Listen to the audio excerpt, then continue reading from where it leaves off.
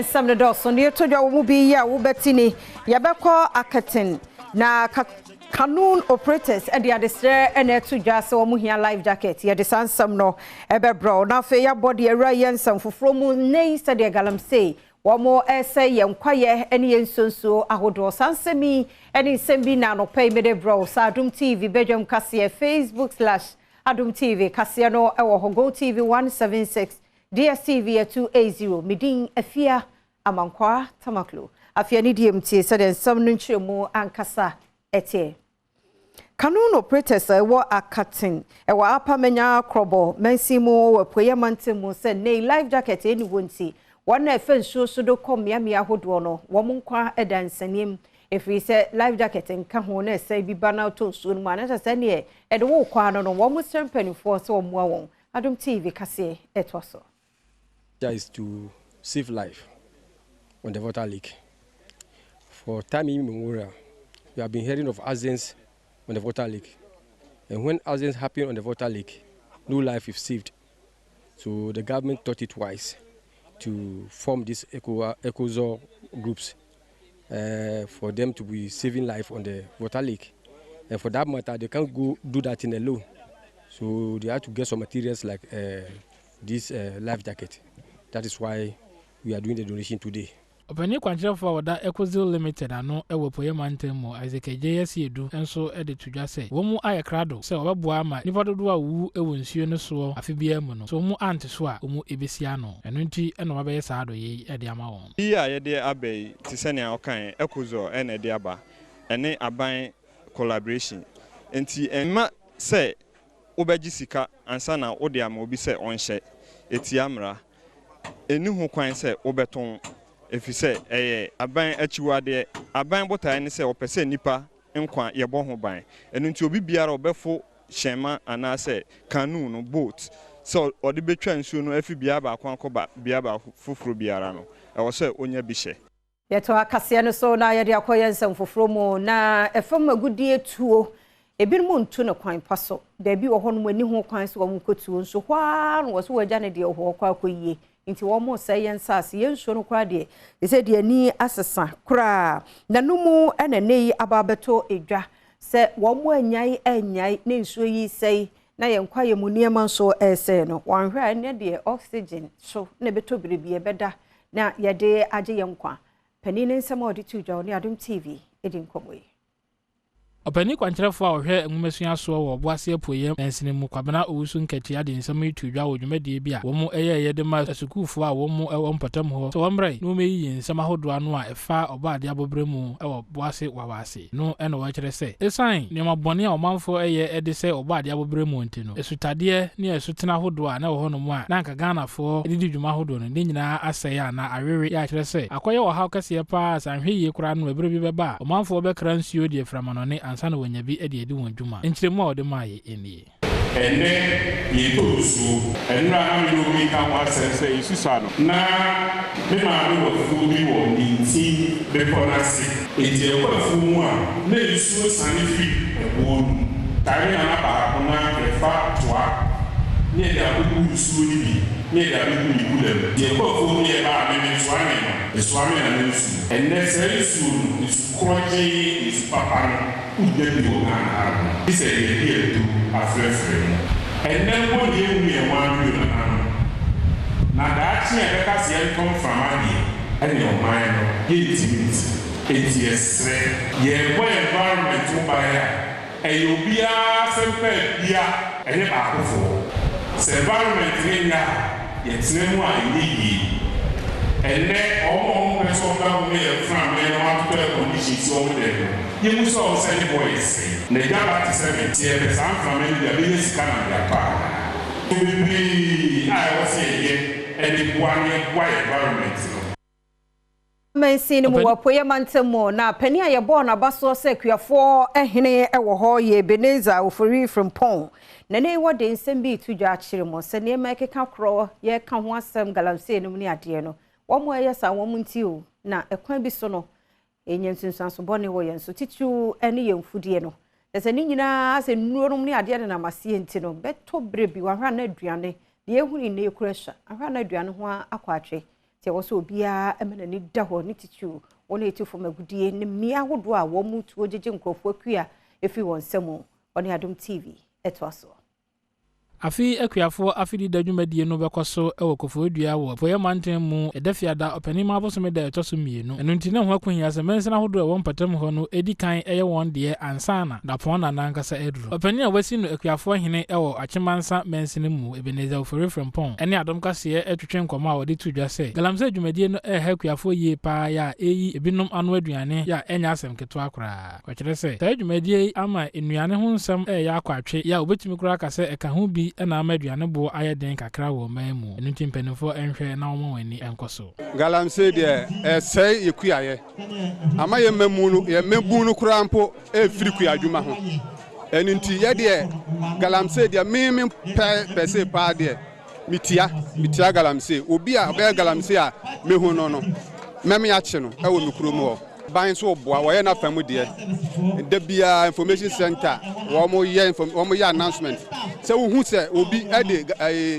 machine bia wura pobi mu a beka na omo so memecho mehwe se ne aban ne ye na ogbon ho modern wo galamse nsam ye kese kura ne mabu nu a aba afiri school ma ba na omo nya adwuma onye ku adwuma hayen so omo de omo be maku adwuma na afen so aban no so beboa eniema ye de be yaku adwuma ne yie fertilizer tamwa eba no emwa kuafo fertilizer be ba nkesi egu na epu menum na nka boa ye ba fertilizer be ba no bia October September na afen na fertilizer ba yesa ye nyamfa so amenko tamale mensini no wo northern region so enkrotu awdo bi wo ho a wom kyem se wo mo kwan no enye into almost turbines na won farmer contract no mesha se enye kwan no ma won se be ya wakone abedie wo saa kwan no so no ebe koboko Adom TV kase epini ho etwaso Obra Adom kase kopi importam ho no ohunu se gronkro bebre ya ewo tamale anafo eho kire won ewo akwan sam eho yie pa kwan ya oguzu a wo ye na wonwie ye no e kama ye se wonom ejato ho no mu a ama amna ene bonka abedede mu a chese enya asem keto akora ye enam so ma wonom a wonam sa akwan so edi akwane aba enso ewo abenedie mu yie a omu esu efrem penifo se ni mu animu ya ontwe adwene mra kwan no so na omedi ho dwuma ma won se de be ya wakwane abedie mu so ebe jojo so palma mi ne be shama Aizan motokin popama yela wewe de bavia di non ka ako gijil biara ngo aizam na lu la motokin ma de baba na pama na biarna de pe motokin popama yilu bi lu rishe de kutu kana bo ama de kutu poba shi motokin mo akata mai va bakena when I passed for this road when I go home I'll wash my clothes and then everything. So I played the leaders and then government to help us to see work on this road. And then minority leader Honorable Idris Loya Haruna, we are pleading them to come and work for this road. It's not easy. It's deserving us too much. As you can see, if a tipper truck just pass, you can't go again. It's disturbing. What will happen? So we are just praying that they should come to our aid and help us. There's a lot of accidents on this road. So it will not be easy for you. As you can see, you see how the truck pass. It's disturbing us too much, so they should come. Adom TV, kase na oguso eshano. Na Ghana Anti-Corruption Coalition, fra ban, ene wamua sefate dimu kanhuasem se, etuo jeje no mne ade no. Wamuma ehu nimdie ne kasachire no, enko nipa sum yie pa, fi se dodo no ano, wamu nim ehu abakosem bia ne se die ntia, woye deshia, oso utu ato. Adom TV kase etwaso. Jeffrey Okansi ya onone pani kwankyere for wada Revenue Mobilization Africa no echiremu a entiase ene ntete ya omamfo enni ewo etuotua ho nti ene tere bia etuo foforo bi ba na sese otua na akofa enkinwa hyew ede aba enu nti esa aban ebodawuro na oma ntete ya efa etuotua ho ekonanim yie pa se ne be ya omamfo ebete ase na wotumi etua ne yie mu na aban nya sika ede ayempuntudwuma odensam etudwa ewada koro ntete dwumadie bia oyisi ho de ma enwuma hodo a omu ewo sunyane ene ne mpatamu enkita bie no behwa ebiri bi atwam kakra na ye wo adebeti cheche ye de ye dwade nkrato bi na ye efa eto ho yem say giare aya ban so ya ogige eto no okoso ye enso brand ho ase kakra o man ne ho me so ho kakra enye giare nkwa na eso ye sa nkrato yi o hwa ye aban so ya bi say Ministry of Information mo Information Services Department obeka ye nkwala na obo se van yi ne nam krom no mu yi sini kakra bi sa ne am o mu yi a ka national ko basunyan ha ya obehwe say park so wa Jubilee Park ubetimi divine ya besio no aye bibi kakra a e kire se play kakra bi e kire on tuato no sa mputu djuma ye de ye ne se ebo oman no sa ne am nyina wo ya na kire se o kire no ekosoro kakra na nkofo ti ase asa antete ye no bemu a se ombetua wa abefo no so no na omehunya sa enimdie no se ombeti ase ehuni ama ye de scan so ye no so na kire se no so na abede di pefe na ama omanya sa awodin no ama makotua to no si ana ohwe no no Jeffrey Okansi ya ono ne pani kwankyere for wada revenue mobilization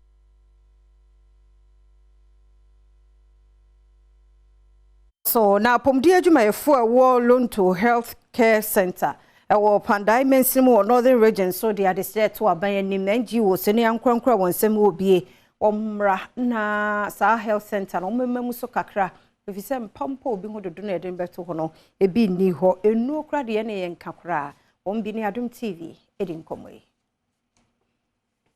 yeah form no say yeah base no at times yeah nya profa yeah detain omo bru so the base na yeah and some my and the come on say nya cases are yeah intime and so anwa say yeah be refer ya mama ko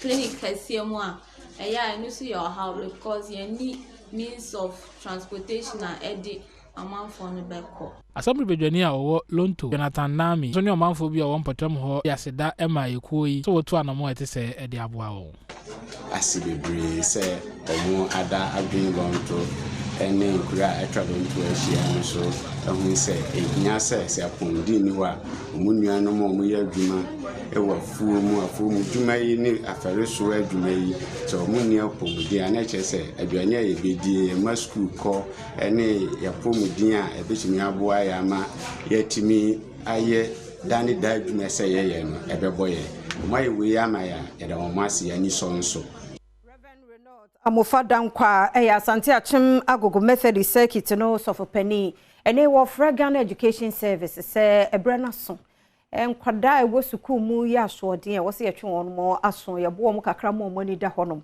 wo se sanse yi saade na fi ho ntina amankura no de wo mo pe ene wo mo ye won ho e kasa ne to aso ni Adom TV edin komoyi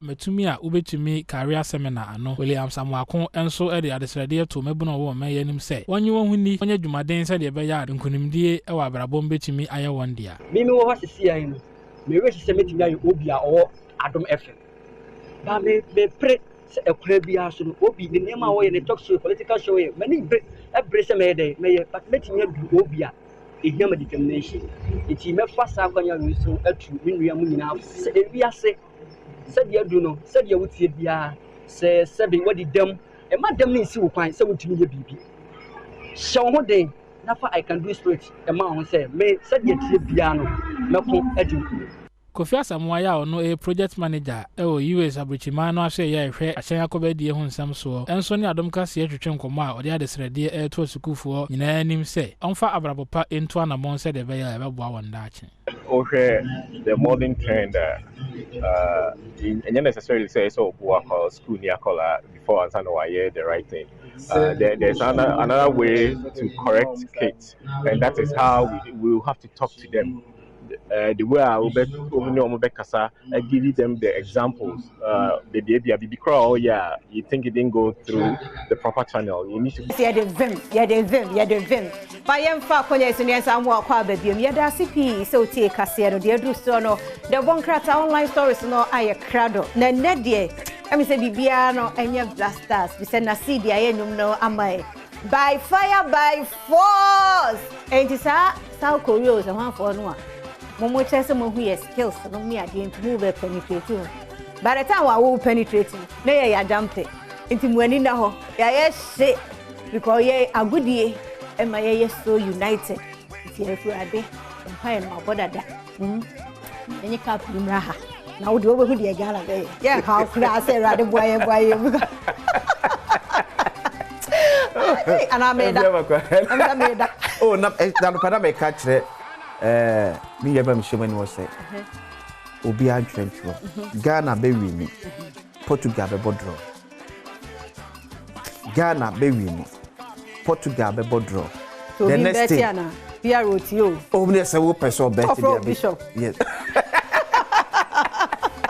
o person bet ya betimi abet Ghana ene ebe wini now can it general Portugal next game no obebo draw my score line na ka we need make can score line say so gidi wo for the score line 1 hour before game yo ye true no ya na say 1 hour before game na no na wo here about the ground ka wa ha o say tell me to say Ghana ebe wini and o say nya okese Portugal next game a draw Ghana be lead your group no yeah if you mama nko who ye de oh nyame adom what are you so fe so who efe wo gina wo na so na weekend me hu status bi aka ye and am say ade nya kwasi sia na me na chat na wana na chat ye I don't know me ngwa because the original was ba sa me kai no bibia reduce Meriam Samu Yara. Many akwasi nkwa na nim. Etu wa wuni wa kwasi bia wo de hweniye from Shrobaka na simu ho kakra. Ama pepa no ekọ hu. Yero hu na ye ne sa. Ma ya de o. Bra ma bre pa. Me mana kofo. Manenko. Enya de ketu. Oyin so ya de. Because kanene nene de difference kakra bi na abam ba manen otrimu nye ode bebre. Na koso a watch wudi no once a week is okay. It is but no pa bia watch. No and the sports nko a enti de ba me aye active no hu asam ye kana no pay say na see de aye nwom ne de aha ti no ne oh yeah say we mu no sports ni she de ni animu I'm say that for sports ni ma okay e bi na we kira amate o to about to stop Korea no munye o na ne de eni ade ehia pra na ayi me camera guy ya na me finidi o to de nkwa de say Francis say ayi super sports ana say DSTV for name to adu di passport yeah no mbusa ne say you know group no obia ho na be lead na papa ne say Portugal o say ara papa Ghana no wo coach ya na Portugal no wo coach baby bia the focus is say Ghana be qualify if I need to go Portugal so say so say Portugal the be lead team na and just say Ghana because two teams be qualify from every stage direct and so catch say group 2 into Ghana need to say qualify so the next person our group to qualify no team no Portugal and Francis Wasumu it is some negative attitude be our Ghana ni be a team say coach akoye interview or say no and I'm back to be now say my back to say or say what typical German so many baby work. You see, by no so if you are come say we are also not being fair to people. Coaches normally here press conference be area. One cardinal question but come tell you something say aside o team na who leading. No ba country be na show bet near winning. And Francis Antier no. 200 40 years papa ne say Germany na be fa work and amount for deep pay time. And so person Ghana be yes, aside o country na who leading. And I think that Jose Mourinho come up with that question. No Manchester United. And about Chelsea. It doesn't mean that no on Manchester United. But aside on only team. Yeah, what say the next team of TPS so be winning. Germany. And I feel say or German team and what team to. And you bronias ya won ni ade kasa be. No. Ghana ye koye nim. Ye koye nim. Nyaminti 2010 na ye make record and na Suarez. Oda be jeje ye. Ye ne be hie da. Ye be hie. Se mi tena kasa mo ja person kon. Ye de ni nu mo ja ni mo dem. Ye gugunu na mo gugunu semu asa ne enya kwambo no se be ya ye ese ye tisa ye nim wo ne ho side e na me tisa ye se Portugal efe no no so kasa se ade na Ronaldo eni free na no ade abi chewing gum na say ye chewing gum say ta ne sere ho na say wa wi ajai na ode ta ne sere ho e no de shane ayi ni nikam ye possible and show nikam no ye free woni kam say amfa ho ba bi e hye bia de gum e no watie But it's serious so nipa ya niemu. Ah wo. So but Ghana there. They said ye koye dem. Records na ka set e wo South Africa 2010 year anya possible. Ye beye e wo kata. Sir, yes remo. Na I'm hoping so omo hwe no mu tie de ye kan. Omo nti ne ye kan nti ne ye asem. Omo nti o. Ye kan omo nti. So fair lady yi kire omo. So because on kototu ado cry picture. Oh, okay. Nti ohu papa ne direct. Oh nice. And or say fire crowd hotel host is here blasters for. Yeah. Oh, okay, nice. Fine. Nice. Fine. And your mountains na Montre if it's Adom TV no. Ya was ye. And also the muda ho pray. But they am person me catch your team and say. That's when they be a meka. Me nimbo no be. Ba ya ye sha ho. Ya na ye ni bia no bro so am ye we fi still agudie ne koso. Eno ne your second goal na ba ye no. Afi they did down ani a. Say, na ya no nwanwa because as ya shenti no ya yi ani mesira mo mamo mi ani ago ya na mo de yakoma di ago me ka ni say ya bo match na mentimi hwe o me koba sa ya na makoma dabi bintimi enti me makoma ni o machi sa but just me empire ni say because o me bu aguma ma wan ga beje wo hu ba bi anye yi me nu ba bi a me mesenti no ya na me pese me follow o ma me tesho tesayana omesane unu na I don't know because of blasters because seriously the way I me ya dey am de me hu nyina she okay but about football actually especially black stars no om be kun ti me dey but me support you om ti dey me catch om an say om sha yeah me ma om adwenya sa se ya wie match okay she ayi Iran ne hu amokra na boy ye ya extra time we see goals no to so omo boy you extra no yeah omo shom be 2 nails e say hey into board here until say ya whistle say ya pon yeah unim de betumi yesi eti say mo hye ba ko a ana mo boy tipenko a me man nyo say ye pe one as ye normally ye one na ye so adu say one top na no mo nya focus ye pon a ansan wo hu say wo jubilate bia ti mo hye wi a adige no kakra bi ma sa tan ba na mo hwe de yekoso mistake no esi ye no mo hwa na ya anye sade no ha ntia me patch of friend number is 0244 okay 760 415 okay sa number jesi ehye ofra obenya bi sharp ye din wa akire kololo impressions me patch from us sia no peye catch up so tin Adom TV so say so from a o mema o jesi ya ne bo e wo from Ghana so ye adwuma. Oh yes. Enti na ye bo say e was omu say na ye bo ball. Oh yeah. Enti no pay ya ofre kololo 0244 760 415. Sharp. Kololo impression. O de bebro. Kololo impressions. Manu tro din e wo akire. Bo di o pese o tro din full. So pese o di betwa so no I no shortcut. Say bia o ye ni AAT obey ni nyina e dia ba. Na besma kwasi sia na gu ho.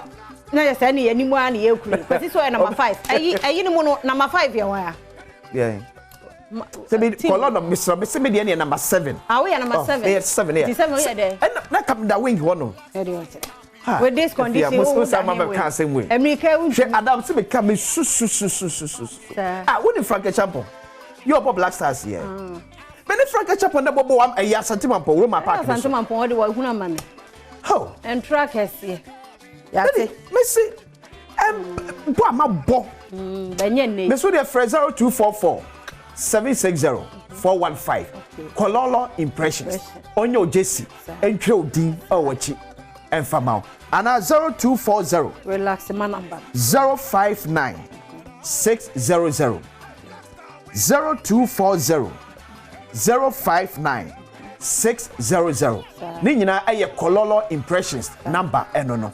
Jesse na wo pe customize one so ya tro di wa chire o papa nye tulabo ibi we papa usu wo tum say wo besi ni fie du wo besi ni fie du na na etia na need the fine puma also na shema I fine me number dem kwa na osa me dey 7 ne mo wing ne so dia nyanse Ronaldo nya fefa ho yo fie ma kwa de me count hazi sapa sa kwesi sapa na ka ma nya bo yibo and I'm not switching them. We don't know job. Me mama na se me pra.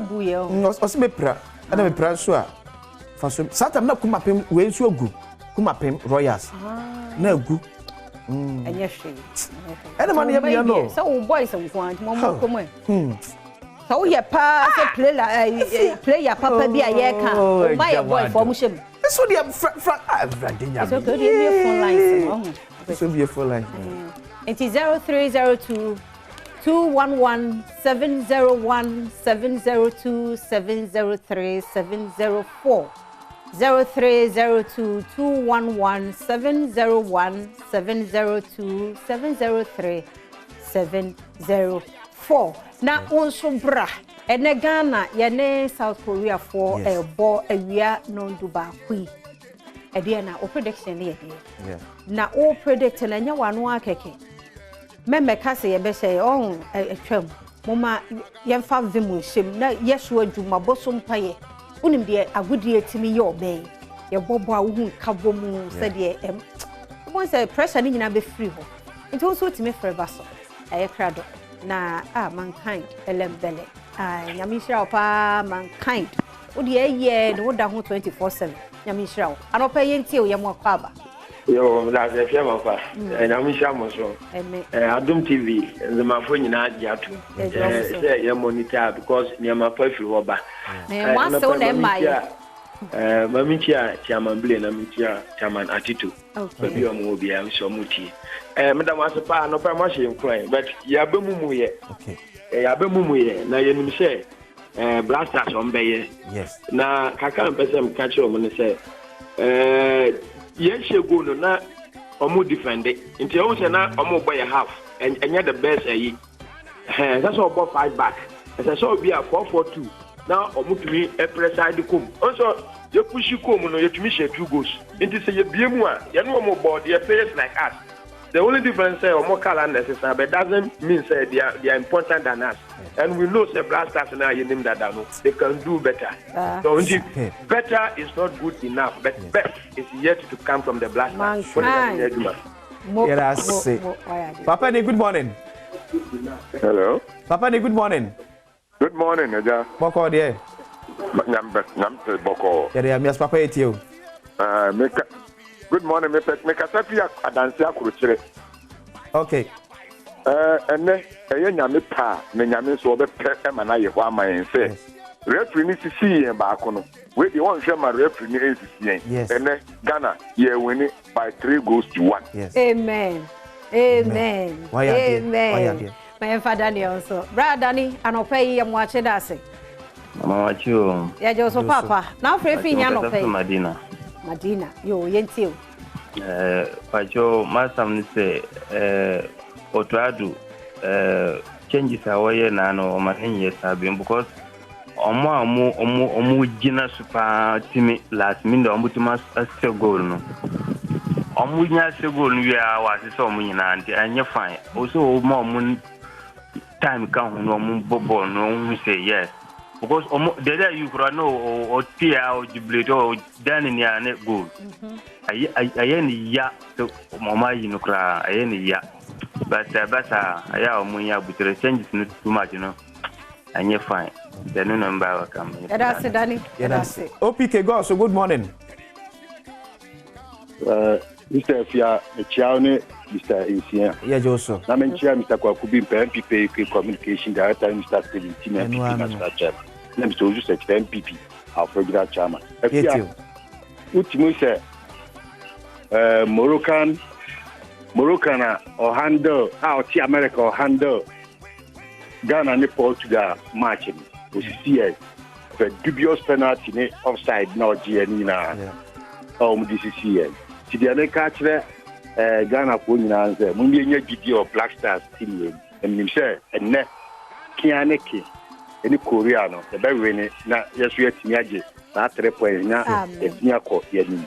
The me catch Ghana for you answer.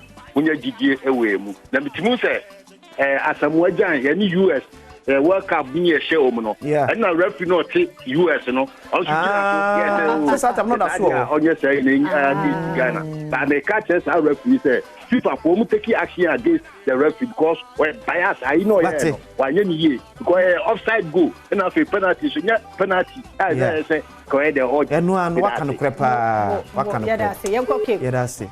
Cape Coast yenko hoy papa no pay yam wache dase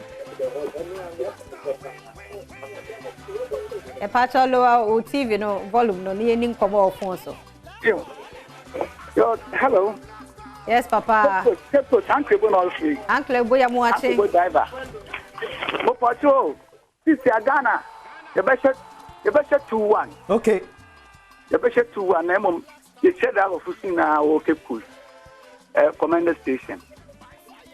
That's say uncle. That's papa. Another uncle was our line. So good morning. Good morning. Adumako, good morning.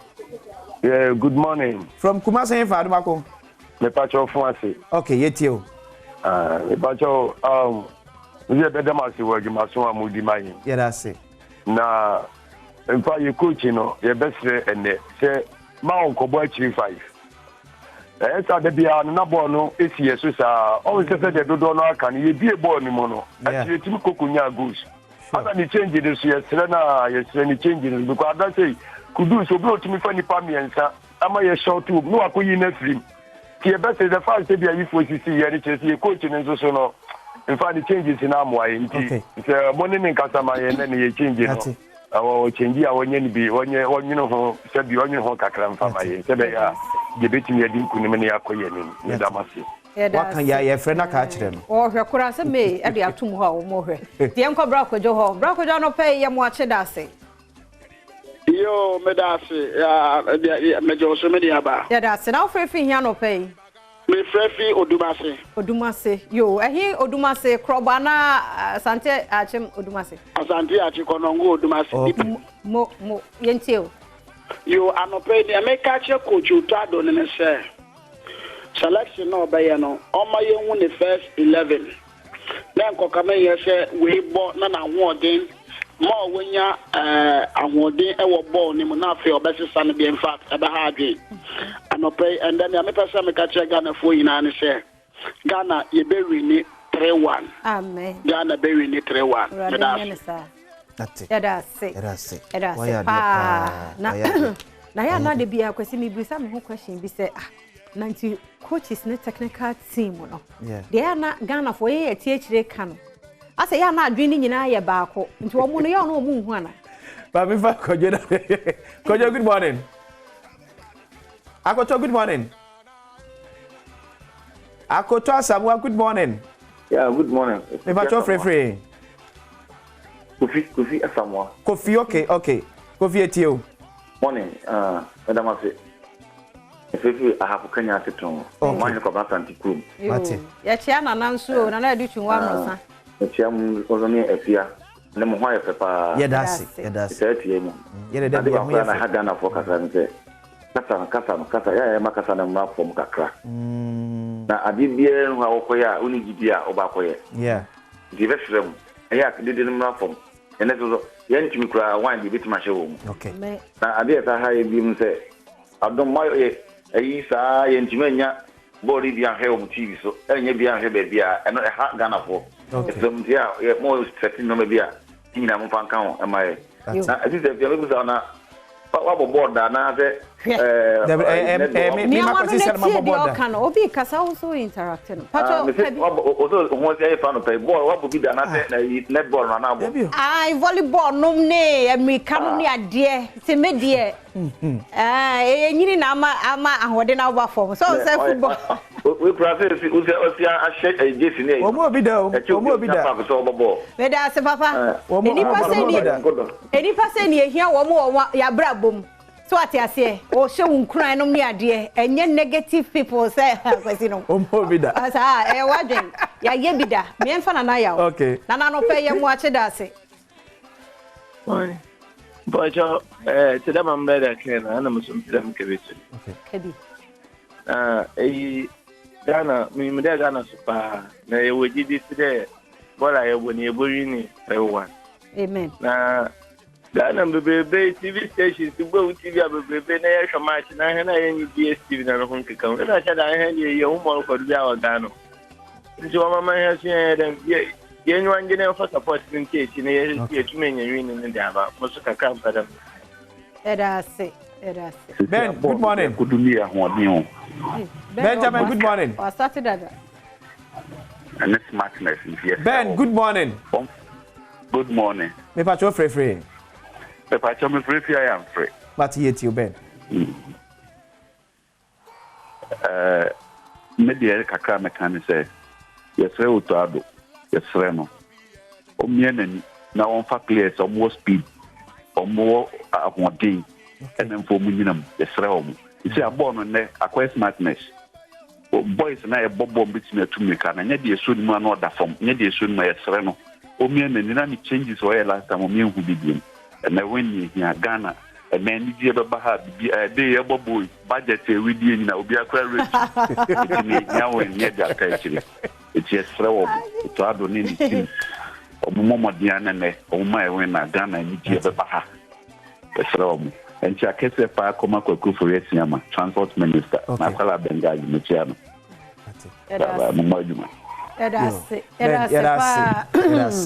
ntiyani misa no ano no ho yensamfa kololo impression for number no ntudwa odofo se mebo mamenka momunte on se obi ohon ma no opagesi ni bia hye no se nene ne ebo ade na tambe na mensa beka ene de delivery wo ho enti mfa ho within a crown of near dear other a unity me too sure, but me are major info so but all around no and crying and idea the delivery said bebro into pay yen Jesse papa yeah true dear good swore now so they are supporting within a word sharp I was easier the chili dear will bet me attending and I bet you want to pay nankrata and cover fan into the chili I was easier. To see how they are there.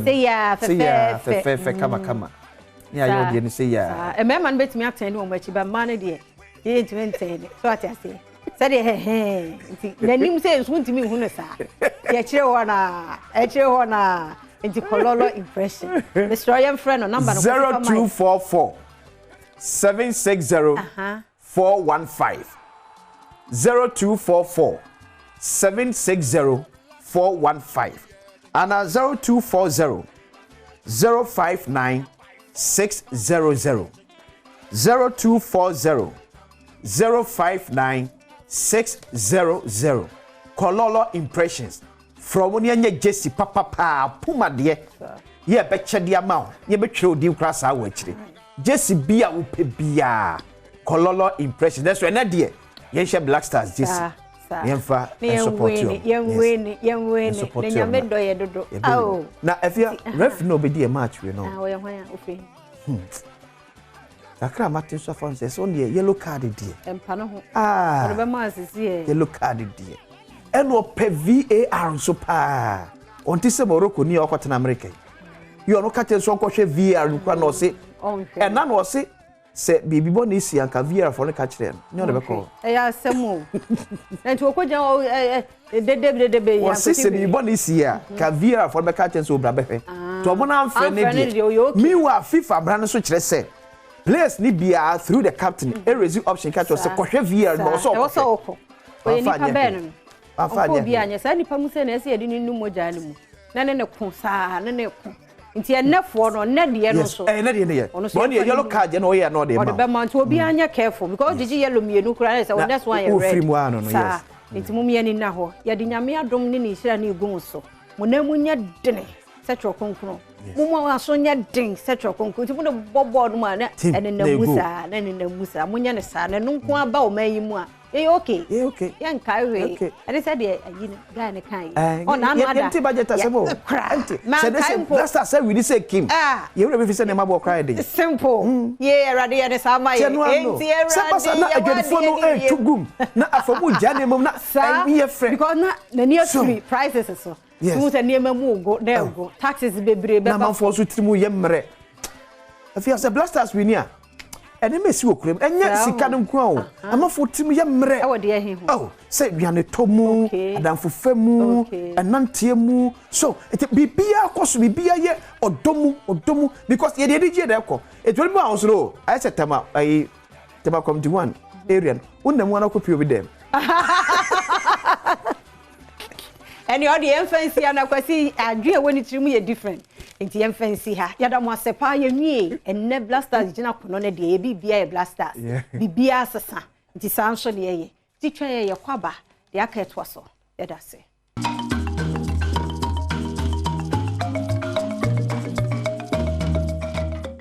mi de me no beko obi aba iwe meko ode me no beko mi de me no beko obi aba iwe meko that's a high life music to the world, high life music to the whole USA.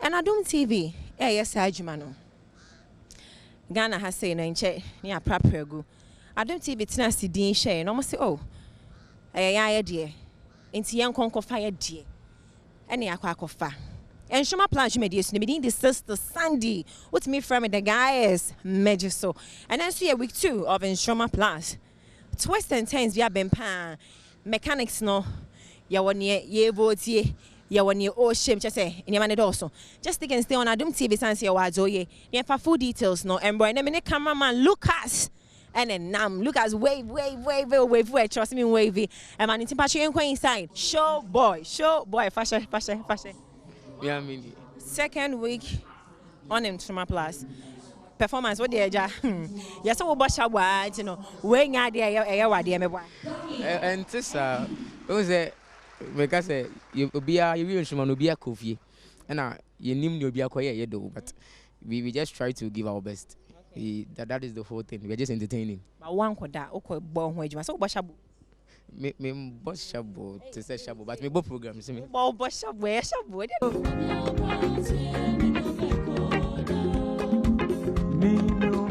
Rati sewo marama wo matie die borana me no be we no bia rati sewo marama wo matie die borana agable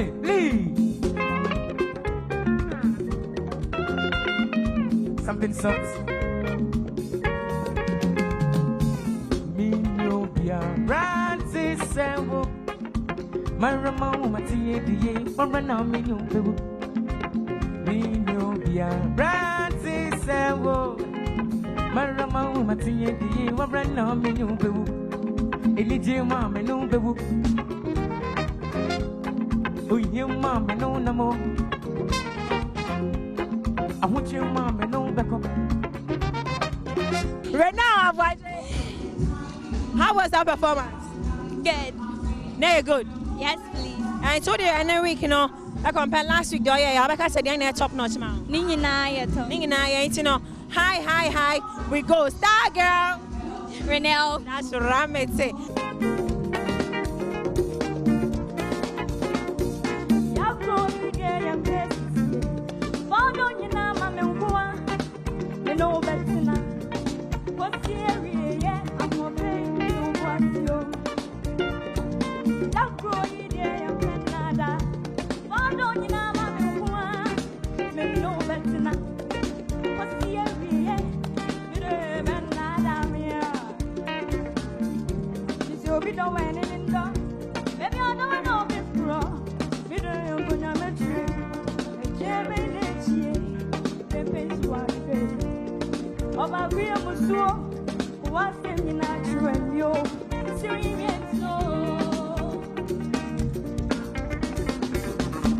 Well, Pastor K, can you not hold on there to say? But I'm here to me. Oh, we are one of them. Why are you ready? Oh, my, very ready. Yeah.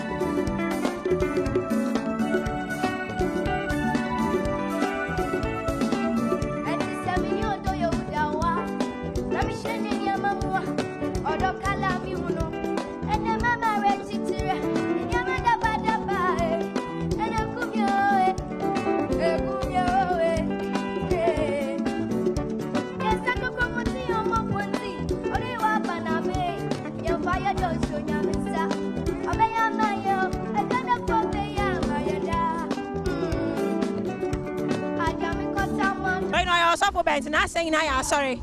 Not saying I am sorry to say. But oh, we are when you ready. But are you ready? Yes. And your mind and I want to. Eddie come for. And as a May. Eddie come for a beer man. Who make Eddie come for. And as a May, what's here? And as a May. Eddie come for a beer man. Who make Eddie come for.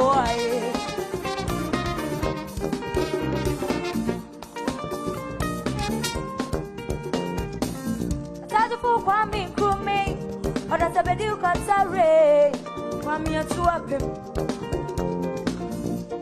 Osia dear yo, Auntie Pampet, it's so pretty, I'm super a walk. Attack roof Nane, when I'll do one ya say, and smile Sikagano, and me at the Ghana Franca, so Tina bread. Osia dear ye, what's a very big. Papi ye kai woda.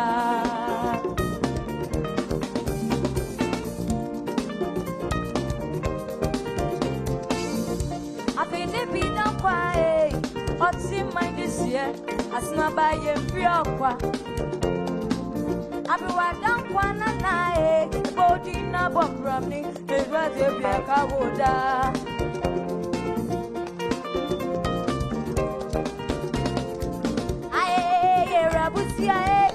My body ever to a no more, turn into my bottom. I didn't think on your be. Oh my God, not tempo da. Okay, precious in Bree, instrument plus. And you might now also water. Katrina. What can I mean? Katrina, Mina Massimni. Bro, Warren and Natadi. At the theatre, some more bro, papa, Miss Shamo, or send an assistant, a CSC, and also standing the same. At the Pudgy age. I mean, yeah, I know I'm not. It's your wife. Oh, my, no, I'm not. Who's the baby? Yeah, pressure. Who's the baby? Yeah, why? And yes, I see I can't. So you were when you're not penny out of cry. And I don't what you pay, yeah, what you pay, yeah, what you pay, yeah, I mama to no, I'm not. The more must the more must don't go by. Oh, must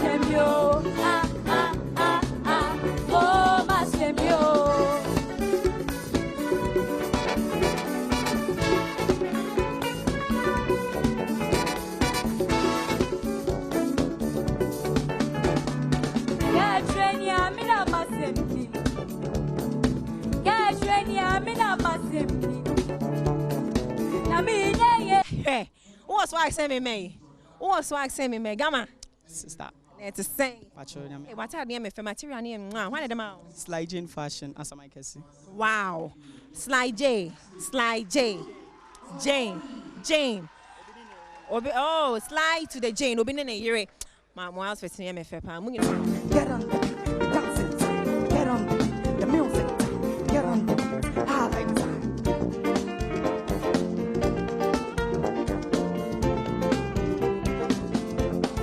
Sweet pretty baby, you make me feel so good. I wanna dance with you all night long. Sweet pretty baby, you make me feel so good. I wanna jump with you all night long. Oh, it's highlight time. Just get on the sunshine. Everybody's saying, oh, it's highlight time. Just get on the sunshine music.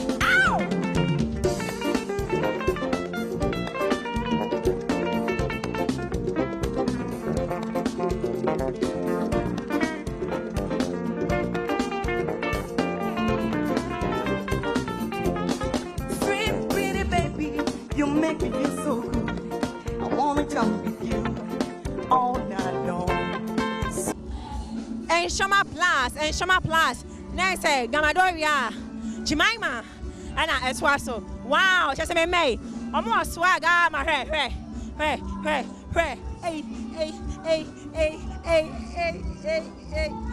Oh, Shahad, forget home. My man was Steve's rough. Forget home or swag, Jemima. Sister Sandy be a guy. Uncle Anna or someone in my voice, good jingle. So the way I'm a bomb, I need your home pan ye. Then I will turn your Metal money palava. Woo! Now I'm style Williams Fashion Gallery. What's say? Williams Fashion Gallery. Williams Fashion Gallery. Mama me band wife and Bashma me 360. Woo! I say money palava. I say money palava. I say money palava. So money palava. Every day.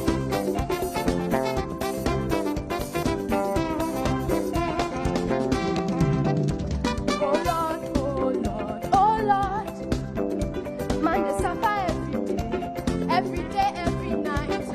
Sometimes wake up in the morning, your soul is willing, but the body's weak. Sometimes wake up in the morning, your soul is willing, but the body's weak. One time to the top, 2 times to the back, 3 times to the fight. Money. Nah, just say, Jemima, we are. Now what was so? I am Victor. Choo. Lucas, my man was swagger up. Whoa! High life music. To the hurry, I say. Hi, Victor. Hi, Auntie Sandy. That's say. Bacho Eyepan. Who caught in the air for too much? Why not Pama?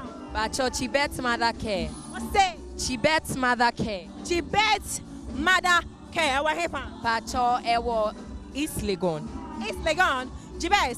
I'm a band wife for Mammy 360. Yeah. So what?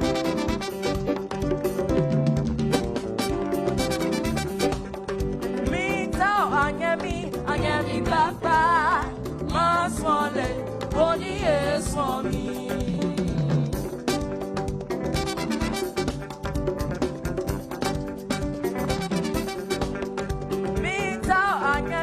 Anyami papa, my swale, only is for me.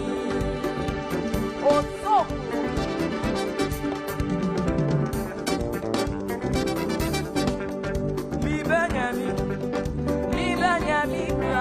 Onyemi bonyo, eifo chebi papa. Mi benyemi gra.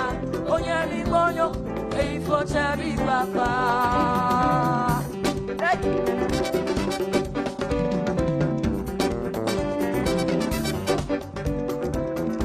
Sakwadi polisi, Kumasi polisi, Aiche polisi, Arochi polisi, Otima mi odema.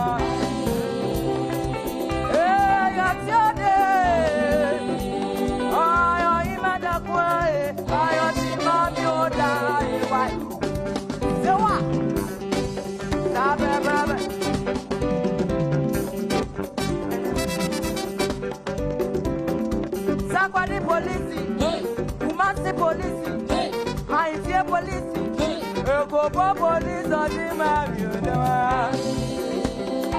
Hey, Atiade. Not just say Victor Chimia, Dio Twaso, our very own star girl, Janice. Whoa.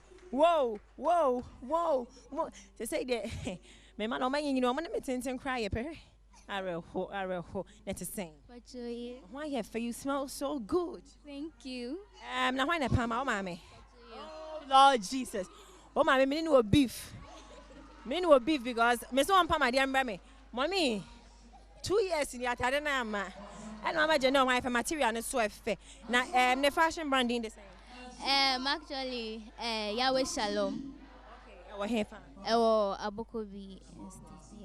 They say we should be out to Mr. Adama, Conon Pempa, Mamma 360, no, who dear mommy. I am. We shouldn't dear chime dear no, maybe dear near Titi shoe. me say wo de na de aha you near here. Hey, there be abusuan je na is a bit me shoe. Lucas, girl na say all the very best. Thank you. Are you feeling nervous? Not at. Why you big giant? Ain't no problem, right? Go spoil the stage. Buy your train come. Okay. Hey, sure, man. Yes, sure.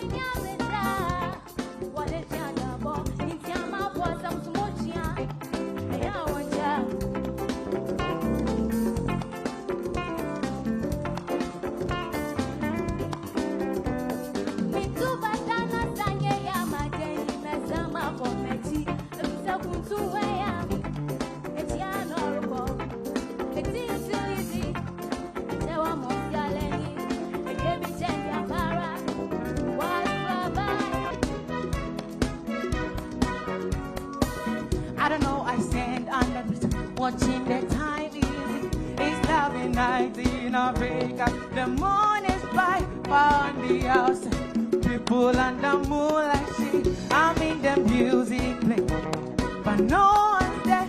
African girl, she come to me and hold my hand. She's got to pass home. She's a Buddha girl. Dance with me. Yeah, African girl. Don't cast your spell on me, baby. African girl, come dance with me.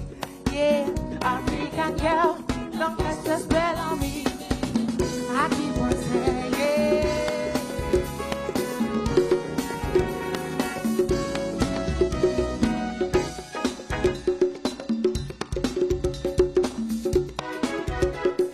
everybody make some noise.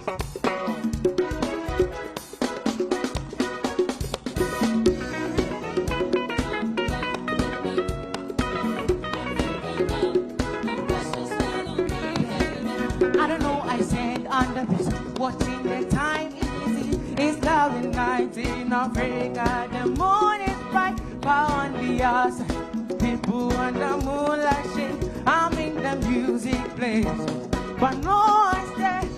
2, 3, 4, 5, 6, 7, 8, 9, 10, and Shroma. Wow, what's the way? 18 this week, my performance on money. Quick one, I had an introduction who I'm paying. So let's do this. Hi. Your name? Janai Sabina Baji. Thank you. And your name? Victor Chim. That's right. Gamadu Somo Isaac. That's right. Pressure Simbri. Whoa. Truth of worry. Yes, sir. Shima Mata Quach. Woo. Renal Baji can call me Stagger now. Hey, yes. Danny and you, aka Danny. Hey, and your name? Gay Saka dear. And you? Precious Van Dyke. Together we are what? Enshoma Plus. Together we are what? Enshoma Plus. Yeah, that's a piece of Moshe. Fabom niya mo muboza. 3, 2, 1, let's go. Boza. Yakramo.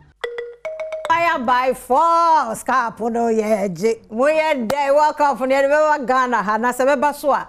As over 30 million coaches no. Eya dosan one person. Eti coach oto adwo no team ni nyina. Eya adwenche obi adene de ba kakra na woje na woje but sometimes so utieti anu e ma you confused enti wo de mo man fa support na ma no ne yen hwe oye bia kakra na ye de rewuram but esa na afina so me ni hey na confusion aseti afa mu amoka yeso onye se okoye na etia so to ma ye empire no ye mo mu na mu nye den o muti mu nye den na o muti me hwe so atiase he no ne ye pe nti ene 1 PM Ghana ye bobo nti obi a eso by this time so nya wo Jesse bi no wa hye ne nyina hu nti spirit ne ye high sana unza mema no mo ho unza efie kura ne mu mianyire ye ho mu mianya ne saa de edu so no ye ba bedi nkomo tsew vise nyame ya adoma December promotion koso ene ye nyina ye suni emu ayedin ti se adwuma bi de sinani so ene mamu ayedin de na so ye nye saa promo we emfa reduce prices na I think say ye ade ye ene ma wo manimu ha nyina ye ade ye nyina ye hia bi wo fie ebo no ya tete so ye low price masters for adaroma ye ba bedi sa enkomo ewura Frank Heyman we ye head of sales and marketing we low price masters wa haseya anope ye ne no ba bedi sa enkomwe otu wo hia kettle wo fie wo hia blender wo fie wo hia toaster wo fie sa ne ma wo nyina bi obi ehia bi wo fie ne niema bebre na low price masters for want me wura he mani yedi nkomo emu akwaba na bibia bokode Adom nko ho efepa o we dey extravagantly uniquely excitingly special we dey say Black Star good news and na fite nyame so ye me da se no compliment nyame fa echakese ma wa hwefo nyina na de bia de American say low price masters yejuma ye no ahobrase intiase ene intubuase nyankopon edinidi ye more than 20 years of quality marketing to our clients across the world. Na ye banso a area sempa nenam na last we kai say me ba han me catch us Yankopon ya Adom sisi you know ya three in terms of your showrooms. Okay. Sisi and we have 12 active showrooms across the country. And we call Tamale, Tema, Kumase, Keta, maybe Boso, but Yankopon ya Adom. So that means that we are always available. Maybe obe could be obe who your product or your showroom. Yeah. It's not gimmick. That's number one. Number two, no so no. Sisi and ya buonu die. Yasanti subium. Low price. Ene ya niema wo so mu te so. Yasanti subium. Na maybe boso actual the entire attitude so because meaning say wa shofo no you very very savvy and very smart so that woko e showroom na wa ko ho a wa be believe. Na yen product na e turn the door so that ho ha yin na no is part of their television sets, washing machine, blenders, chest freezers, double door fridge.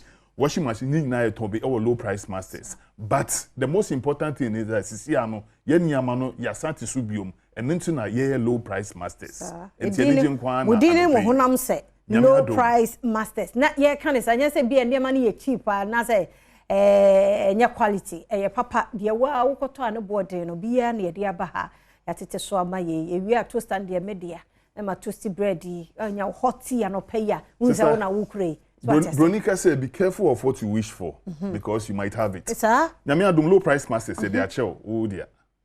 And me kwa me fan kwa. Wow. Hey, what a surprise! So why oh dear why? Oh wow. Oh. It's all for you. We are see who. Yes, I do. Me can try. When see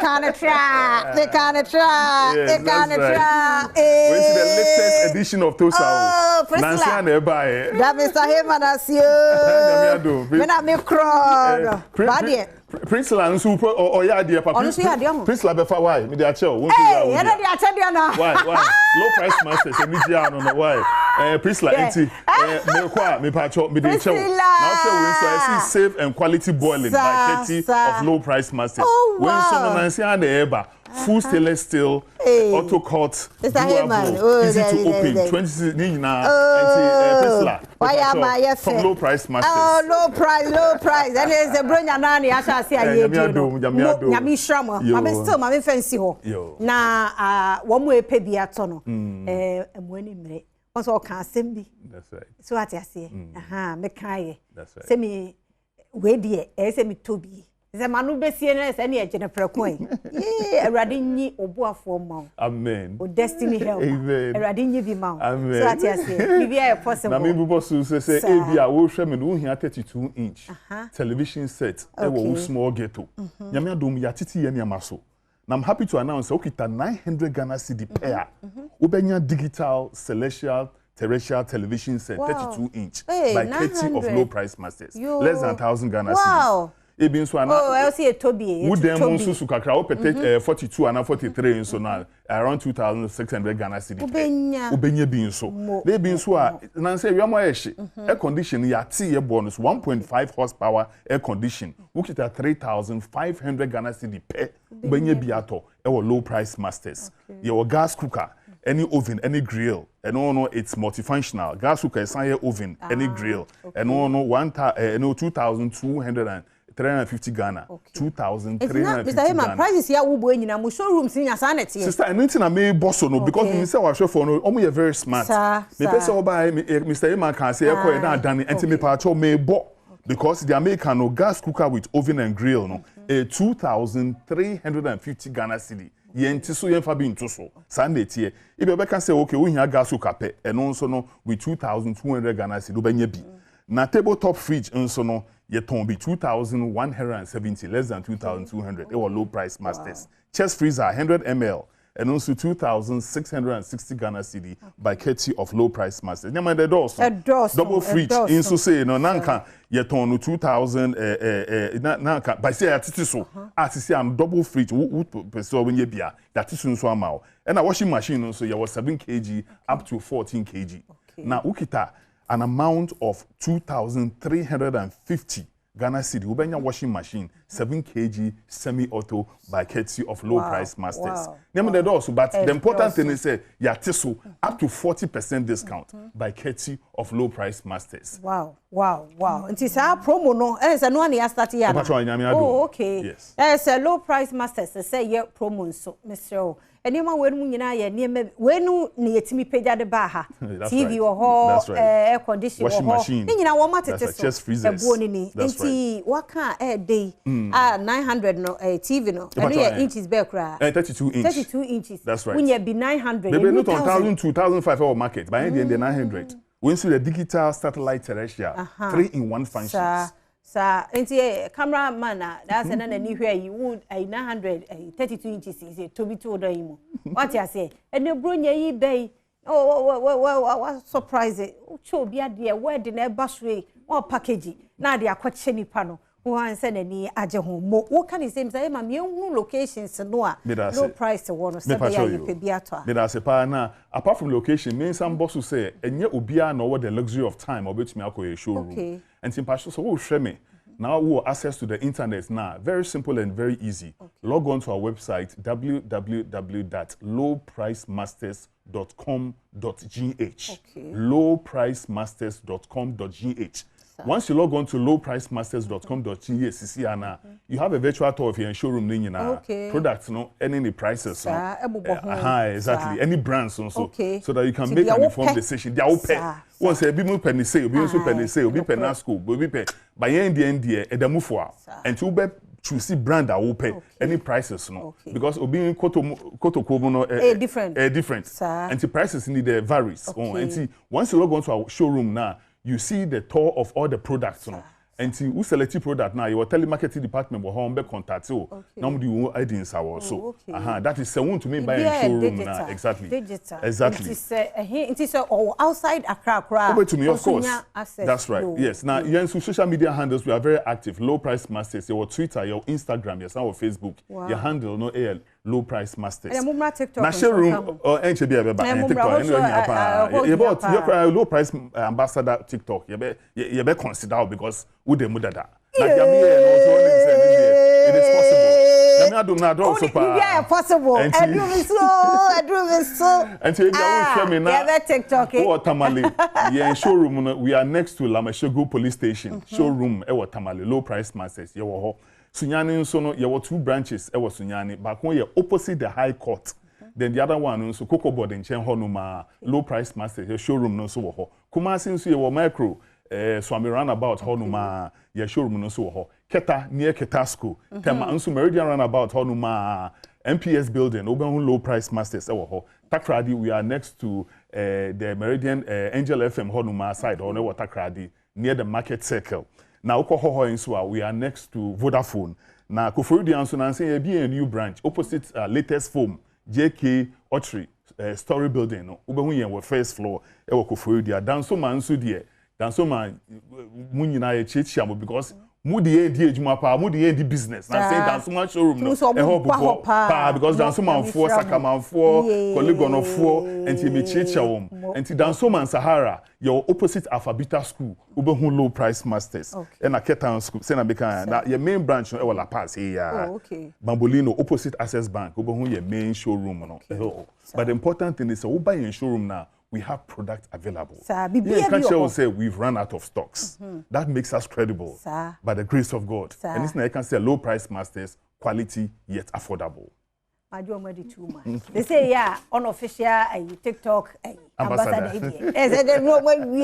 My idea pa because no nipa hia na ma we bi. That's right. Then so sika semuni ade enti na ma ote ho. That's right. But mate so. That's right. Aba your level there any yeda mo say. Na broni so beka say the icing on the cake they say product now be using up to 60% energy efficient. Okay.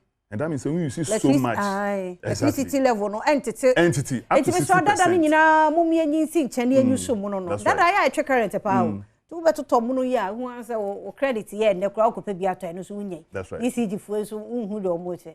O kopa bi ya unye bi. But say we use product ya quality say ya. Now we using so up to 10 years in product. Oh yes, we should see year. We should see year. And where no. Of course. We should see year. That's right. We on see year. 2 years na agene ho. Exactly. Managing year bibia we bia. Fa number no sa me bi. Papa you any maybe numbers me inside na itudwa. Your first number no e 050 432 3000.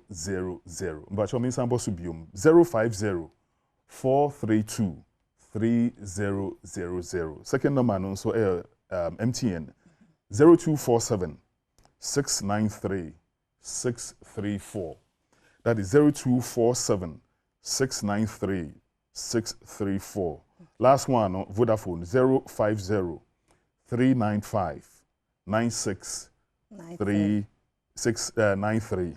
That's 050 395 9693. Numbers ni nyina so na wo screen na ase no. Enti won so utimi frɛ na website no ye www.lowpricemasters.com.gh. Wow. Yem ko ho sesie ni en log. De opɛ bia no contact wo ho no afrɛ na fe delivery no so e koso. Authentic. Mo amufa ho na mo ye nkrofo no. Money na hopa. No who say your mo na wo frɛ wo mo director no. Nti me Mr. Heyman komo no. Sister, so okay, e wudi a me fan ko. Ana me fan ko. E da bi. Na wo ambassador me unofficial manya we ya me say jalo. Dia ka nyina so di so. Do you want to be so better who asem? Me de better ho. So at you adom no. Beba.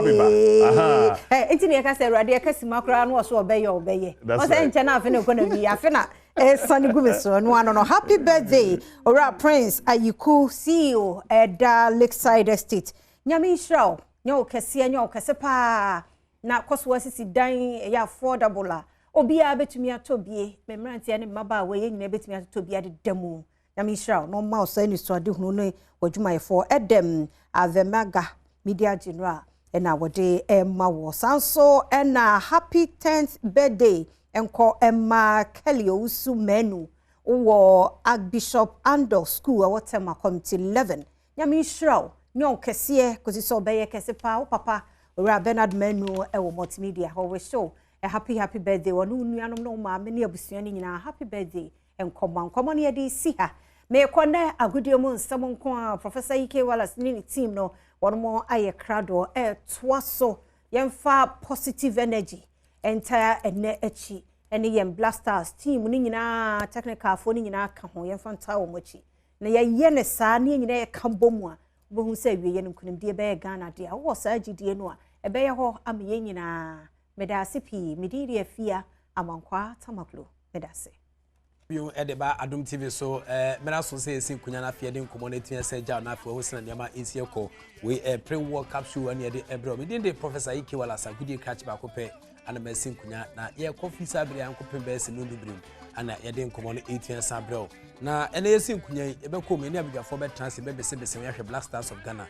yɛ chances ɛwɔ yɛ second game akenzi kɛse a yɛbɛtumi de atentam so ɛnɛ ɛnɛ wo hɛsena nɛma ɛsi ɛkɔ a na ɛsɛ must win ɛde ma Ghana basa Ghana ɛtumi awini a na de ebi ne betua san nti ɛbɛkɔ na afɛ hɛsena nɛma ɛsi ɛkɔ ɛbɛkɔ far away Qatar na afɛ yɛhwɛ World Cup 2022 sɛ na Qatar nso ɛsi ɛkɔ yɛne nti ɛsɛ Ghana supporters bi nso abɔ nkyɛnku wɔn de akɔm kyerɛ fi na ano ada ɛbɛpem sabere a wɔn asande mpabɔ ɛtɛkyire wɔn bɛbɔ nsenku dawuta ɛne ntɛntɛbɛn ɛde aboa ama Blaster Spirit no so atua san kɔ so no so Mavis Amano ne Immortal Kwame Jakwa Champon wɔn far away Qatar ɛbɛkɔ na afɛ hɛsena nɛma ɛsi ɛteɛ ɛde ma wɔn so dwumadi a wɔn egu so di hyɛn so ma sɛ Quinsta Kills bɛbɛm na ɔba ɔno nso de nkɔmɔ ahodoɔ amanfoɔ ɛtia san bɔ ɛwɔ social media nso bɛtia san ba na afɛ hɛsena nɛma ɛsi teɛ support no wɔ soro anaasɛ wɔ fam ɛbɛkɔkɔ nkom na afɛ yabɔ nkɔmɔ ama ɛtia san te aseɛ wɔ sena nhyɛn ɛsi ɛkɔ but ne akensi ne akensi baako emu bɛɛ dene paa factors no ɛyɛ bɛɛ sɛ ɛyɛ mmiɛnsa pɛ ɛbɛhwɛ referees no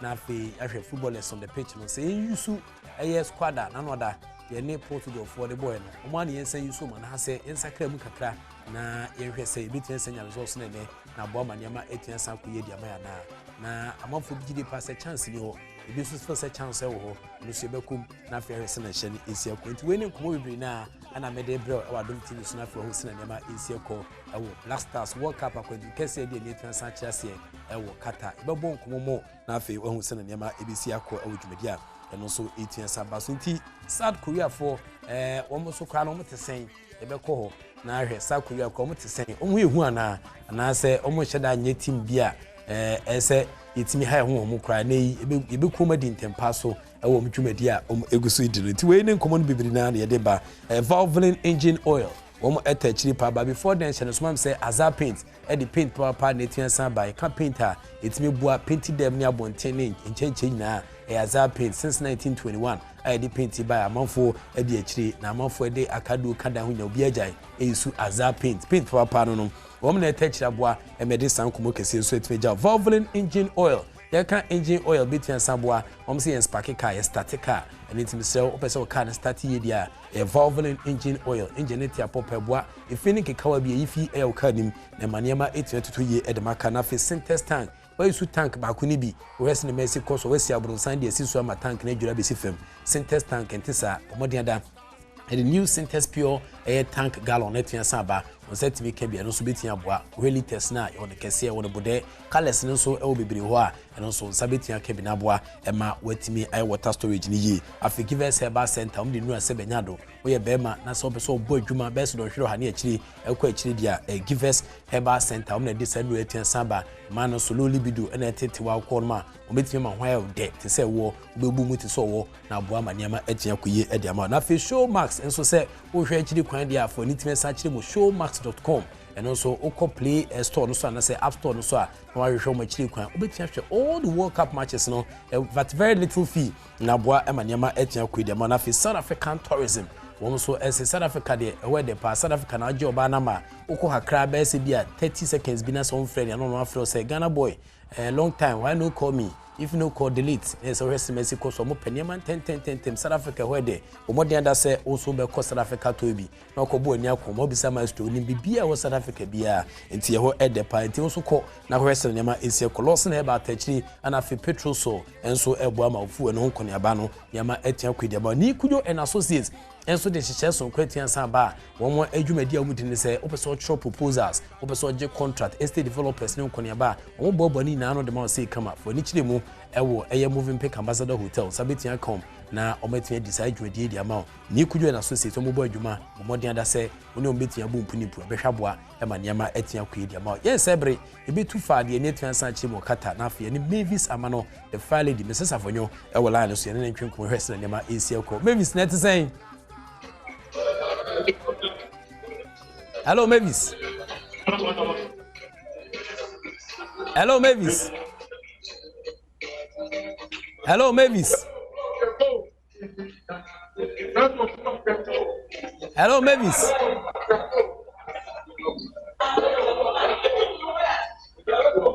Hello Mavis.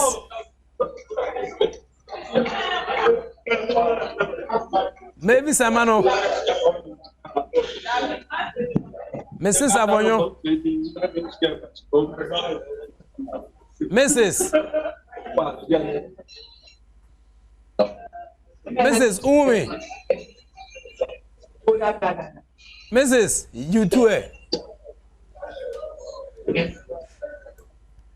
Oh, I say, maybe it's me who no pa, be obi who no pa, but I say on Timinka, Katawa, on Timinka.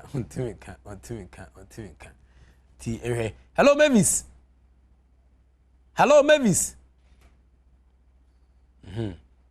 Questa man sign, but still oh, to me. Hello, Mavis. Hello, Mavis. But I can't hear anything. But we can hear something. Hello, Mavis. Oh, Mavis. Oh, me too. Me who? Oh, okay. I'm say Mavis line no. E mu atwetwe kakama fon fan chen but kwaku be master atia santra sentempa so a ye be hye nkomo na se ye wa ha na fe hwese ne mesi koso kwaku bibia kama de weekend ya se obo mi hye hu kwaku mese ni wayi ase na ya we na nkomo bi wetia bibia kama de of course bibia ye except say they share denya win ewo in games na ye game ayabono I think that's the only worrying situation and absent bibraba work up him and one of them are a very huge buy and Morocco's victory against Belgium. And they now call the capital of Belgium, Brazil, sir. Yeah, Shikas, yeah, Bubu Dine, yeah, Kum, yeah, home, near. It tells you the passion football ever.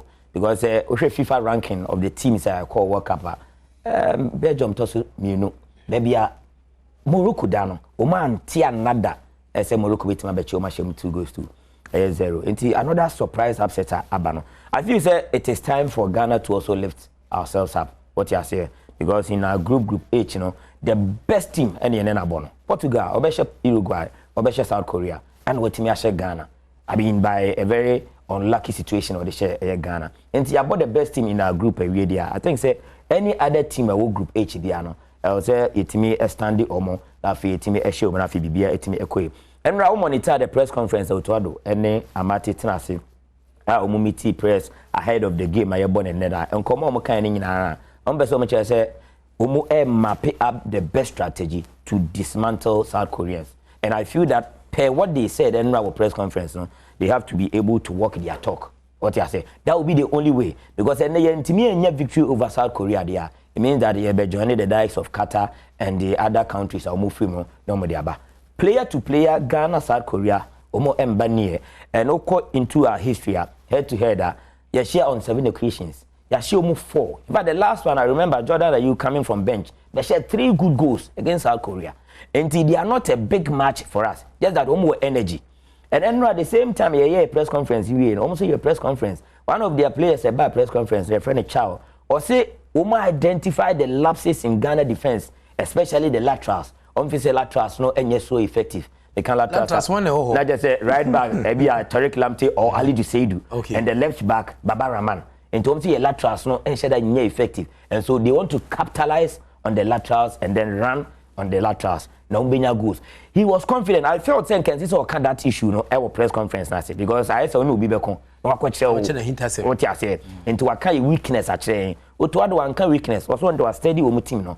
Now, omo very good. I'm respect, but omo so much steady a team. No, I identify the weakness on the laterals, and South Koreans no. Osha game Japan a boy na sana South Koreans in the ball. Omo said that purposeful up front, but a bad energy. Let's run on the flags. Na young call all out there. Omo ya there more ahwadin pa. And too much your weakness. The laterals no kind of ombe for her. Now feel more you say. So it's up to the coach. And say obe map up a good strategy. And then you become face to face with them. And I was even thinking, here right back up, Ali Juseidu, or a temperamental, anything around against Portugal with the yellow card. Yellow card, no creating amount to the uniform. That's right. And yes, I'm going uniform because no person avoiding or say obeying another bookable offense and that's a yellow card, no red card. You get the point. Which of course will be affecting next game. What I say, Baba Rahman on the left side.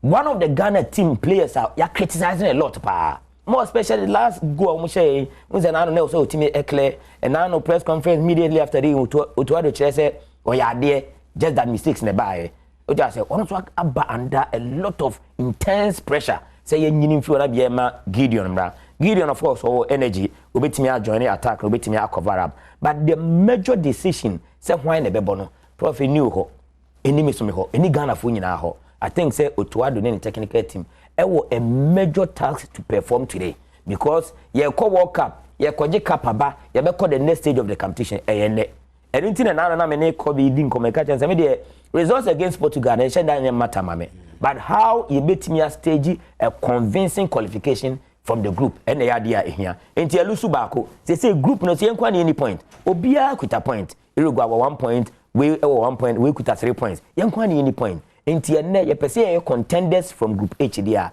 e was say ye nya hwe kra no ye nya 1 point and our next game against Uruguay timi nya 3 maximum points so I think that they have to walk their talk in today's game you who say na your first game this year call with the kind of players e mu gina mu coach no all the ball pay and we share a lot of coaches say no on very the kind of players or the musi akana na say on so ma na emfa consistency and see betimi dia kwanima for the defense area me feel say the way start here na here because the mentality of the defense setup as far as formation of boy any concern na say yen share ya won share no because obo 5 defenders e wo chire obo Alidu on the right side obo Baba on the left side and obo ye 3 center pair nyina Salisu obo no obo Amate and obo Jiku it means that this setup ne there ebia with the exception of ebia Alidu I feel say ebia na kuma wo so no be kasa no avoid the yellow cards there ebetimi aboa 5 ne there me feel say me need problem baby I mean what problem ane yes your flanks no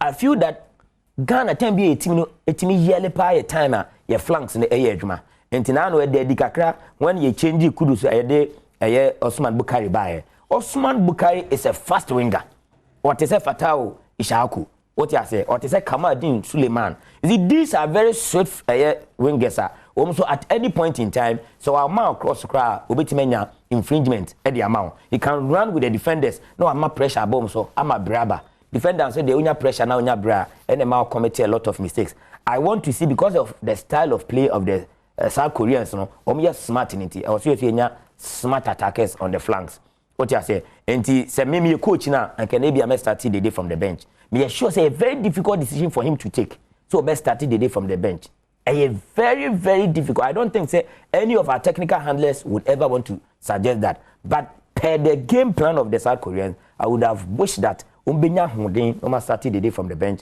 and then Kamal Suleiman and then Osman Bukari on the flanks and then your boy 3 midfielders now Nanki Eja Inaki up front to me the feel say can only beat my match started the day from the bench me feel say can beat my boy in team no last time na man for cancel the day if you but go so na boy na last minute hu no wa shego dia magana of course said the oti bench won me bo bi no nti ono obo na also shego but obi ti bench a ye change nza man for because ade ni Kudus free me but ye Kudus free mu no Osman Bukari na obi Kudus free no on e be shego what you say enu nti na me ne nkofo bebre nya adwene say ye changes no because before ye betika no the best players for Portugal setup no Yao Felix and Cristiano Ronaldo omu didi 1-0 ye change Yao Felix ye change Cristiano Ronaldo free mo o man ko tena se o bench kra na ye take no in that case enti Portugal for because o coach no we bad changes because normally the one no mo be say we be take no o be say the one but maestro o me ahwe how you settle in em say teams be or strategy this settle in you gonna unsettle well you unsettle because of the transition settle yeah strategy bia a player could have said be delay ball kakra kosi say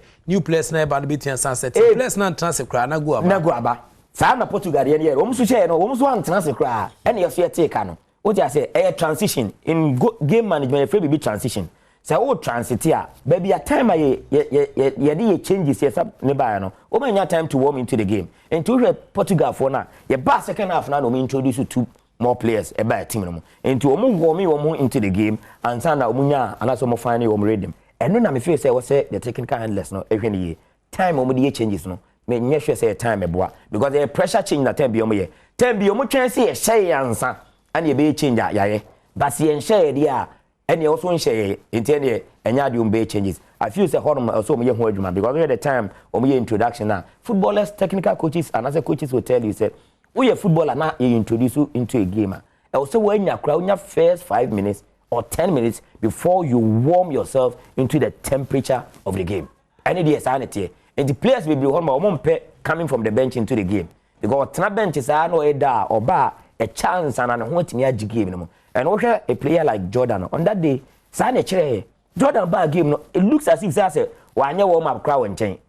And the ball suddenly we are near the mabem. Suddenly, ball a passing man, one team control, ya and a side the beshe. And when Tian running back, it means that when Tian warm ye on the bench and he introduce you let by.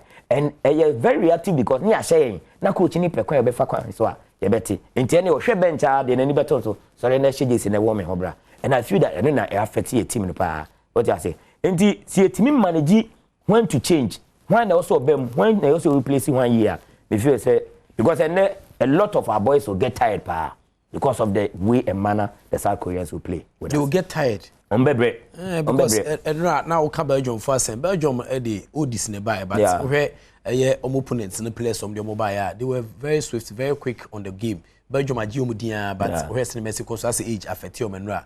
Gamer, 10 times so no. So one recorder a break here. Ghana and Portugal can say team be our Ghana they be our World Cup on share twice. But Portugal every break is a record no. And then going into the South Korean game no. South Korea and Sheda and winning World Cup second game that media woman egusu dimu. And obenya effect from some amount yetimi etwa forms. Of course, Ghana and so on the other hand, yes, your second game in World Cup be anywhere yetimi Lusu Yako into Lusima Italy, Czech Republic. In that manner, I can say history in our game. You do baby, na home be but a guardian. What you say? I mean, call ring Marco Kwan. Oshe wala swabono bear me and neither into that motivation the crowd be with me about. And of course, we had a number of times say no Meshia. And the last recent one, no, Echio Meshia 3 goes to 0. Woman answers to that one, and also another set of motivation. So we can take history and then take the other. I think that in 1992 South Korea for normally Uruguay were the same group. Second game moment me say we need fantastic. Oh, so I can see. Fantastic. Na fever Ghana. And na fever. You bet me Adana. They be to me na. When you have history and statistics, they are there just to guide you. What you say just artificial. And doing to me say me history, me records in TN me call. And at this stage of the World Cup, don't forget, you know we shouldn't share World Cup stages that. And to be a friendly and I say be a normal games near share. World Cup win upset Abano. Boss, too many. Because Morocco beating Belgium, Saudi Arabia beating Argentina, and Japan beating Germany. These are the greatest upsets every World Cup can produce. And I feel that's a World Cup be best and I say any upset be beba. I was a group 18, so yes, and I'm expecting that Ghana will sit and play like Ghanaians and upset the South Koreans and at 1 p.m. at the Educational City Stadium. Okay, inti RSA betimi akọ Qatar na fe RSA na ma Asia call ma. But them say South Korea e kwa bakose ma eni o ma sia kan Monday ba ko shom force you. E was sakens kesi itime sa to dwanim ti no ene akwa Monday no. Ase ne ma bri factors bibri na e favor Ghana. E behwe se na ne ma Asia call san hyehyɛ no so betimi say pi yenko Fire Lady ho. Hello Fire Lady. Yes, Major Boso. We dey ubrini una wa brochire boy nkomo e. Yo me ma Ghana for na kwa ba Adom TV this way na no pay be mo dia na aha. Kata, in fact, maybe I'm today celebrate and most of the supporters and after the supporters from Ghana reside and we are not pay about the team who are high the camp of the Black Stars. Now pay the actual so Eddie Abramo no pay supporters union groups in anyone who come cry be our supported Black Stars won't be PM one pay every year I walk across. Na me buy na pipe watin dia na esimu wa ha na nya pipe ketewa eh tongues akese pa supporters body na to say I was say kra ebume na sabre dia wo mo abom paye na wie because of challenges kakra na ye nyanti no na pipe na wie wo nyina ebi so effort but ebi wa around that me go round that we who say bia exit na what say one more elso anya say na who be from fa o se go for nyina be. That is like Ghana for when you have Apirigo Chakapama dear Ghana will be any say Ghana supporters group has one of the best supporters leaders in Ghana. And Apirigo Chakapama John Sokra on any fans will be there to support Ghana. Then we'll talk to Apirigo Chakapama, and then some of the supporters are all around. Now how is the feeling like? How are they going into this game? One who is saying Apirigo Adom series and then pay bedroom if for air costo. Now Ghana for you now you say your game way and net against South Korea. You've been winning because Obiasha your first game we lost Portugal, but the guys played very well. It's expected and then playing and I have also Eddie Ghana because Ghana for one supported the Black Stars of Ghana. Coming here, they who said a lot of nations have supported the Black Stars of Ghana. What are you saying to the names? Well, finally, first of all, thank you. I think so. First game, I think so. If we have ladies like you, that takes a Ghana, very crowded.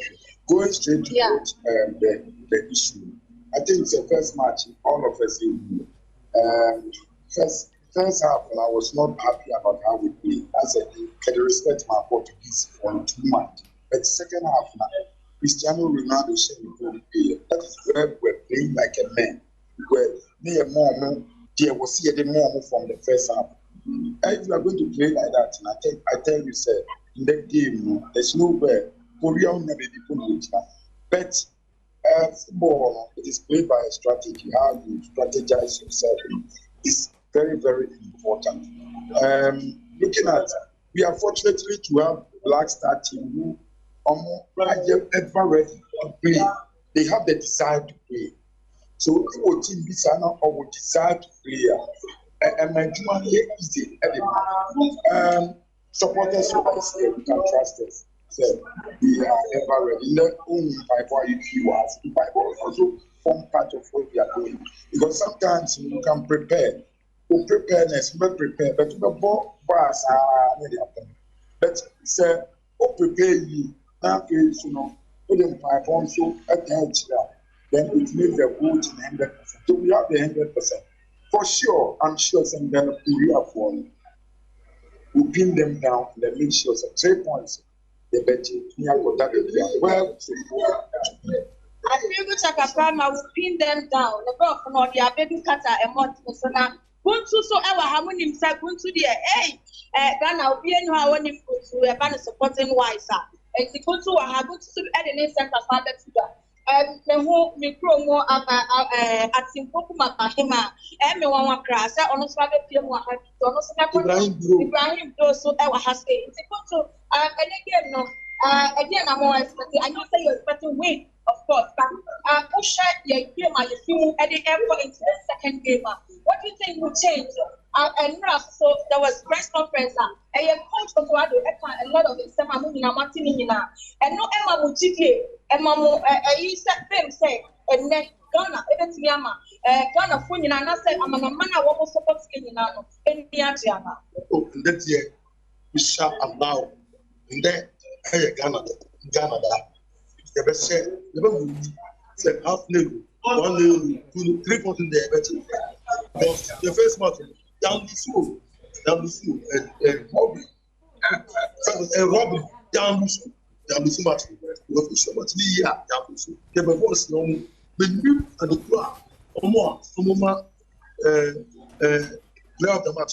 Whenever the more 0, say the Dino, say the 15 no, say the corner 15 no, say the mentas here. Our mama see play of the match. To those new now no best player no the map 0. But them as no sir swing machine no more for the say engine dream and then something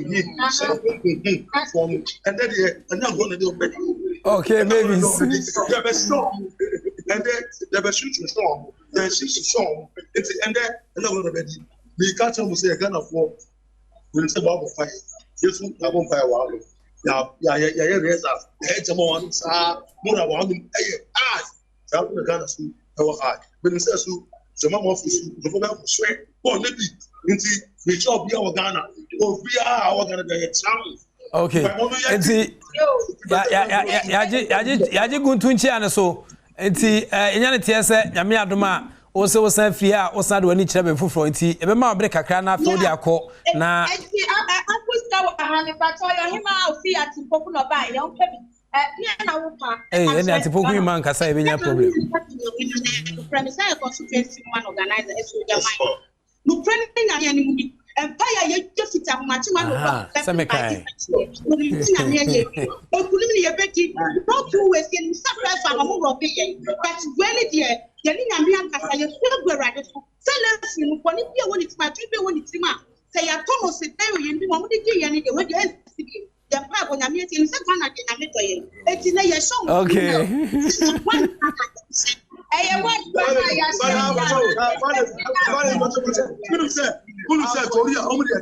because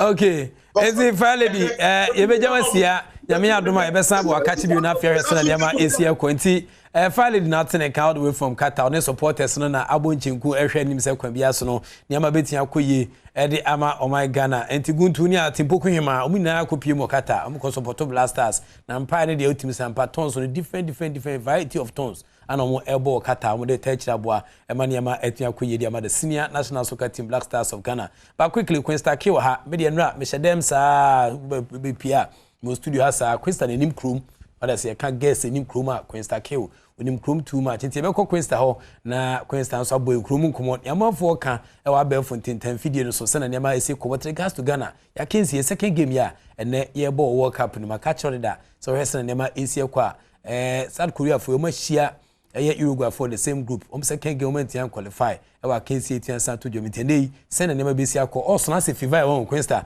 ono nim krum ti Queen Star bia be ko de Azan pa me sheda hu emi rem na se gate na ye bom puni mpu kakra o se ye me fese se upa social media they are Black Stars and the South Korean commoner na eguso koso na adwentreni de bebre na ba omo predict any omo send goodwill message to the Black Stars ahead of ewie clash ni ti e be comment nim kakra ni ya share the ye followers no omo social media no omo dia brain ano pentien hase enfenfi cash kid ho cash kid said we believe in you and odiaba intimacho pa and odiaba no the Ghana flag and odiaba so supporting national team no enne ewie Pretty Jane said all the best no se muji mutu say ne Ghana na GA2 and Black Stars na ye GA2 anopay enti Pretty Jane so dey fina catch Rebecca yensa no greatness or say let's go for win and greatness and so ede aba chamame say all the best guys 100%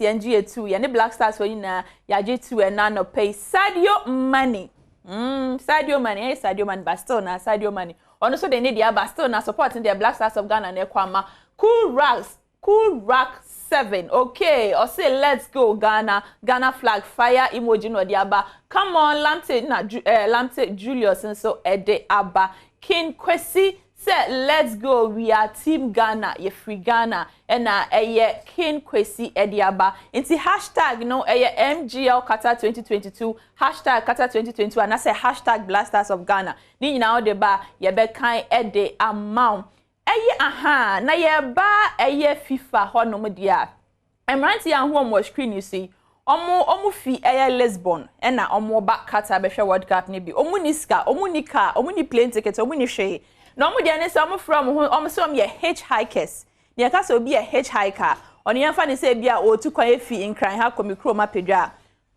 ofaka okodu be se ko no so bit ne car mu ye private car na sa wo kwa na so mpa cho sa wo kwa me kwan ne so na se be bia me kwa ho na wo kwa ubetimi esi me wan ani pa na ka so bia metimi esi won samam okay no ma join no we esi omo samam omo si wa next car e ko ne pa cho be si e we no we esi osuhum to aso ko da kwa do susu kwa kodu apedwa no omo cross 50 countries and sana omo fi Lisbon aba bedu Qatar because on person share World Cup omunika omunehwe but by car nkrofo ka eja yehu ani apart na de esi baby no be the ato so be the ato so 50 countries and ma cross it and sa number they do emu feel Lisbon aba they do eye because na me 50 countries o hwe o ma ya immigration o mo pass through kama any dia said o ma ba be do dey so mo kata mo bo mane so mo ko World Cup na eja o so mo nko ani aye dey em say o ma mo ba be because see I dey ma ba be land o kata che say Portugal first game come to me hwe bi na me agbo next game so and the Prince last year Simon ke adu da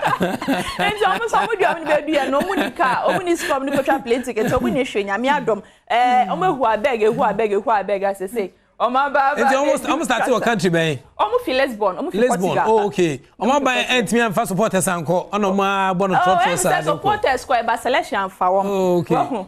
Selection fa wom international say kwan bi on be fa so.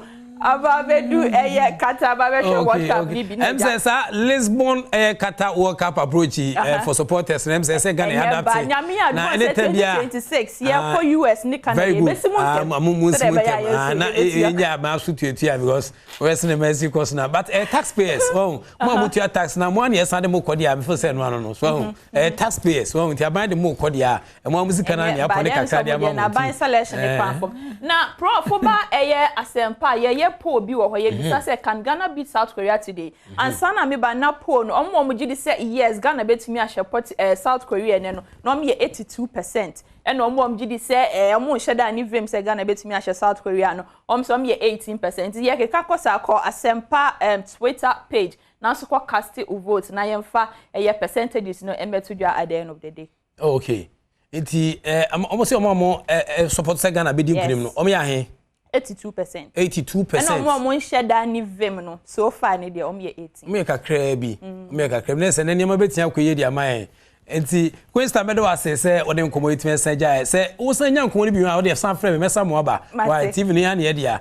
We san ba so bi wate. Oni problem bi. Enti no nkomo no na Queensta kill e dia beja fast na niam Asia ko kromamfo a wo mu si mu from Lisbon tempa so afi ma kopie mu a wo mu ekohwe World Cup akwantu kese no so 18 sa tudwa no Ghana winning against Korea no hwese na Mexico so a enye negotiable enye se kwan bia so etime winning because Ghana winning against a World Cup winning a team that we dwumadi adimi ye next game no any Uruguay we ane ne ese etimi yire ho na afi kobo draw bi na afi ye de points na etimi ekeka ko anim e wosena niam Asia koso maestro mi sanwa kwa ba biu prof majoso Queensta boy nkomo kakra de afi krom approach na Lisbon fo edi kopie mu e kata very interesting but I feel say on person enter in the Guinness Book of Records. What you say? I mean that is the only idea in because me one other story be obi so say ono so on the obenante form on the onyina obi aka obenante form na odi akwa ono so me sure so ono so timi akuda I think so ono so Australian and ono so the nante sa de akopim enti nioma bi e ma World Cup ne yede no and I feel say what highlight on but oko camp ne maybe see the nkomo I be the Ghana supporters no mo I'm so many any support to offer because yet Chrome ha na ye project of fasting and prayers ma Black Stars empire be ni amo ma Christopher yo mo de na come for yo mo de I could do kata ko support it man no papa ya san akotena on me say me bompire ya bompire ya bon empire ya bompire ya bono the trust them say me nya empire boda empire and say boy your Ghana ha pray without ceasing you see you true you believe in empire bo and your bompire I feel that there was a year Jumama Ghana and the technical handlers and the boys. We need the right technical approach, the right mental toughness for this game. Empire in the it's all sure them are bompire but as I hear empire kujina camp na bompire and empire boni ye beshe no. I feel say I was a moment young konin could true support empire only me empire so for empire movie that empire but you see sway the idea and the attention and the focus from the technical acumen and the technical disposition on the field of play to a different angle as if say empire ya bonti I was see it me share you get the point and me feel say ya boy empire here fasting and prayers hornoma but baby you do critical crucial because boss and say after 3 p.m. na ochina betene TV so na asema be kan che Ghana for say Ghana ne South Korea ye ntimi ansha I mean ya de Ghana for ya bembebu hwe sika akomu hwe nkofo akopie mu honomo ha adwene me ade ba ko ye disheartening for me and it says unya footages and videos of ye camp honoma as a honoma dane market Only Obia Frigana be a Blasters camp. Obia who player or no be a cardio petri player. Obia my different advices. Obia my different coaching techniques. Obia my I feel that and none in your maybe also team see no quine. Eko Cameroonian who's adding no. I said nipa timi troop into the Blasters camp and casa Obia timinya access to any player and any didn't come. And I too many. Our Blasters come. And yes, our players concentration there form because I'm a player, na me share former player. Oh, camper. Oh no, the other can't me. Okay. Oh yeah, now you say now boy wait me abash. Now I'm a player so much my be. I feel that and only you maybe also manage now going to the game. A bit me win. Okay. Nti kwaku obey maestro and attend cancel den komo kakra tian after say what supporters ni view e wo camp no ana odi address kakra so e mom nti we a state of the first supporters address and say odi akọ no rest na nyama bi si akọ dwumadi agodi mu e betwa ho kakra ba ye ba nkomo no mo e wo ho na won say Ibrahim Babangida enso enenam tenten wa so no be rest na nyama bi si akọ so betimi afa flank so etimi dia shego say wo se na nyama esi akọ na fe Queen Star Kill still on sorry wasaja akunya kra nti utimi sampa nkomo no mo na wo the floor to mo no so edeba me na ne kakra na ye ba yebesa de nkomo no ne depa asanta akira mo anai o se vim wo nyum nim pa se nyum kwa dia aka ye wie deda ye wie game no deda but your first game you lose here eh nti ne be so na ne ma esi akwa mo akwa ba kese bi inside Badom TV so we World Cup no ye bo nkomo kakra Ibrahim Babangida ajoin ne hwese ne ma esi akwa so am se Ghana aweje se ne show no aweje se no em se red ne friend saying the home jesse no no te ne neso ye bo awe wo ho Ghana bo away tine say nenso be san abo another away jesse red away dwumadi e ba bedim Babangida bia e kama de prof nyame ado ohu na sen Black Stars ye second game e wa kensi e betien san pm na me hwe records no de den pa hwe se na Asetan City a utim say ampa ni mo den from 17th of August 1982 Ghana ye ne South Korea for about 9 times ye winning 4 ya draw 1 ye lose 4 ye lose and ye win ye pay 4-4 nti hwe se na City a na 1 draw penalty and pm we are case him and never question. Yeah, prof. I mean, Ghana for now. Obviously, in the last 2 days, I follow her on several social media platforms. I think all the days records, no, I be Google her, and in spite of records, statistics and whatever, the game Ghana in the minds and heart of every Ghanaian is non-negotiable. It should be win at all costs. Even if Sana records no favor Korea, even if the spiritual or the physical odds favor Korea, it is non-negotiable. Non-negotiable in the sense that all of a sudden Ghana for be lose trust and confidence in the Blasters. Ghana for Blasters in the TBM World Cup qualifier against Nigeria.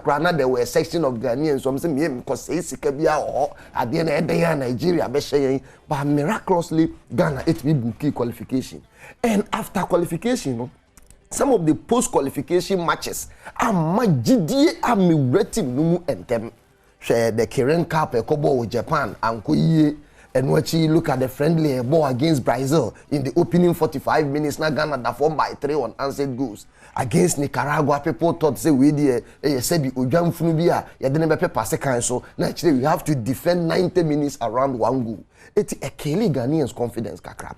But prof, also against Switzerland, a tougher opposition from Europe, equally also qualify for the World Cup. Now we had that display. And then substitutional switches are autohado yeah. Ghana for all of a sudden some sort of confidence in him. And against Portugal game, Ghana lose. But it is the only World Cup game Ghana lose here. Obia feel say deservedly the losing team should have at least had a point in the game. And I'm not sure how the boys uphold their performance in the game. So and then Ghana Nibia Benya the hope say against Korea.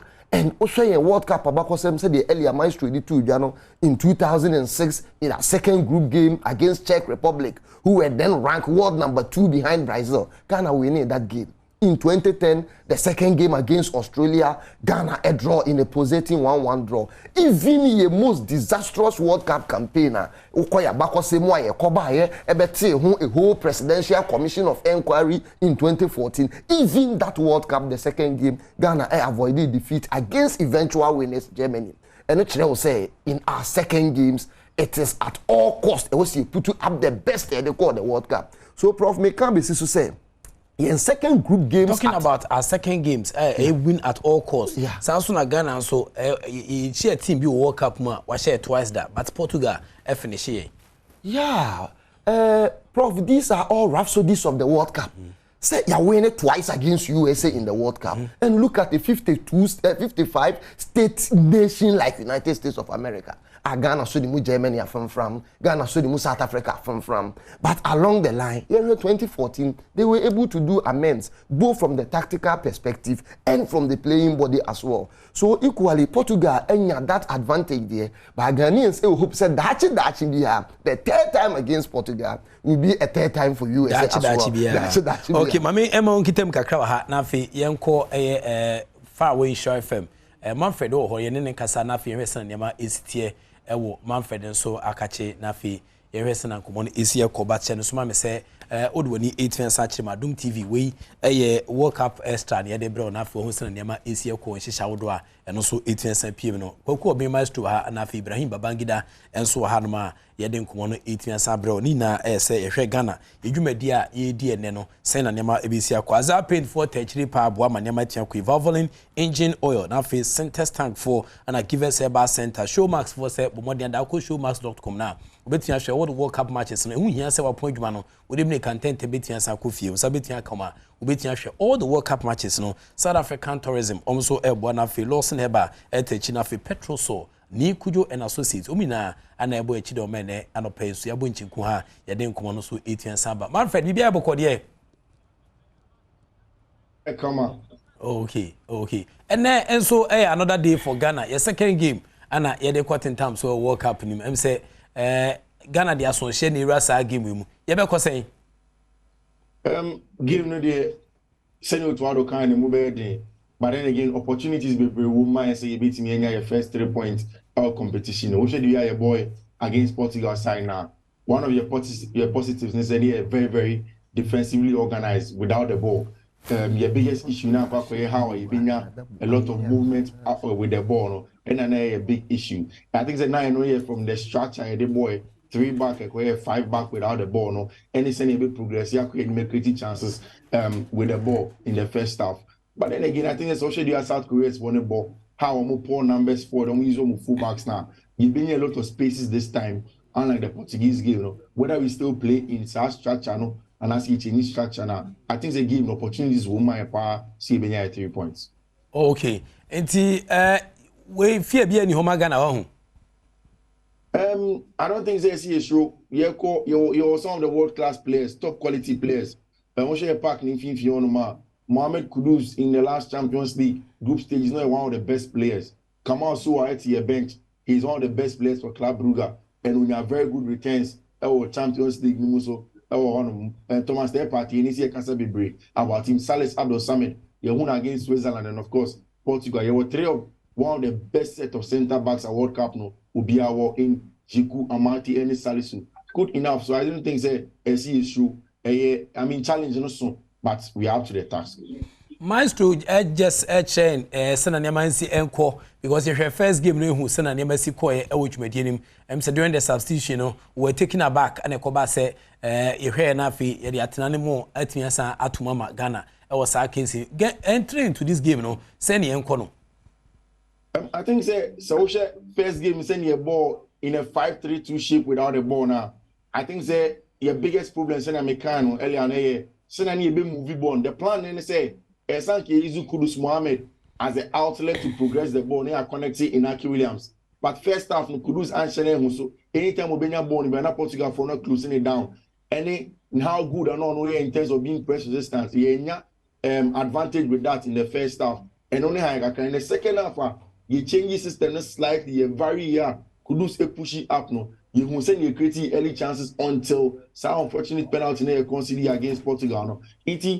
Possibly you better still stay in the back three, but you stay in the back three, it means that this time you be sacrificing one midfielder for an extra winger. And yes, then we will go to a back four and then sacrifice one defender for an extra winger. Send me in a 4-2-3-1 or a 4-4-3 nominal. Then Kudus better me free as a floating number 10. Send a Jamal Musler, Emma Germany, or connect attack, no drop it. Then of course, you wingers are Also make him attack his space is normal ball as either underlining or overlapping wingers. It's opportunities for Homa either in a 3-back or 4-back. I think that personal day we have the right men to do the job. Okay, meteti amanfo nkomo social media chats amanfo dia bane ho hyehyɛ a to dwafa with regards to sa game we ebi mu kyese nanu adam se ne South Korea fu ya boy na dede ayo etimi poso atena se poso attrick bi ntino amanfo fo se na Jordan san kunya no ntia amanfo fo se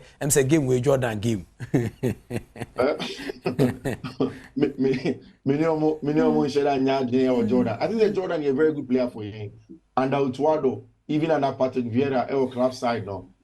Jordan biggest contribution and a defensive contribution as a winger. In that regard, a very good player. But he did Jordan Ebemu in the second half against Portugal now. I think that it was the fault of Coach Utuado. Time when Ebemu was wrong. Near Shego, in that players' concentration was from only 2 players. Jordan and Trophy Cherba.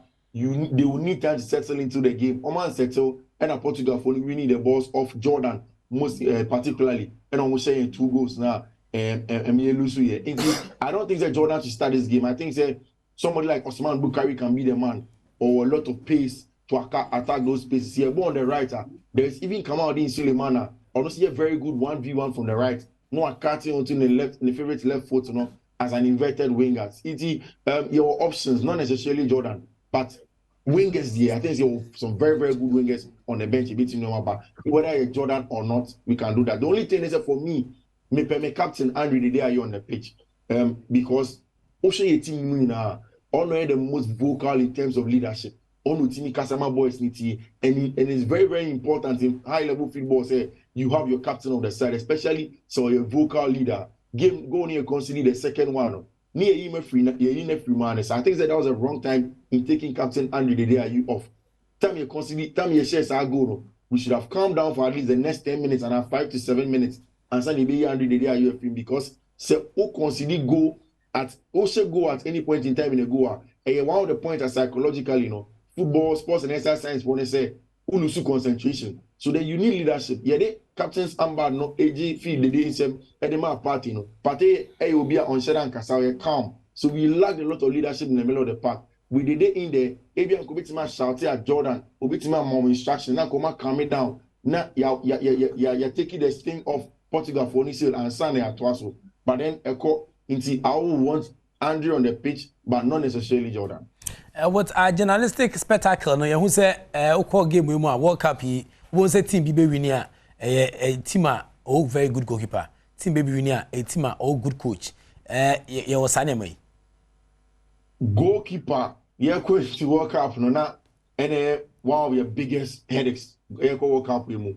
But I think that the first game your boy Lawrence that is actually say you want to bet in here. I mean the first chance of coming off the lines quickly for one of the big metrics for goalkeepers.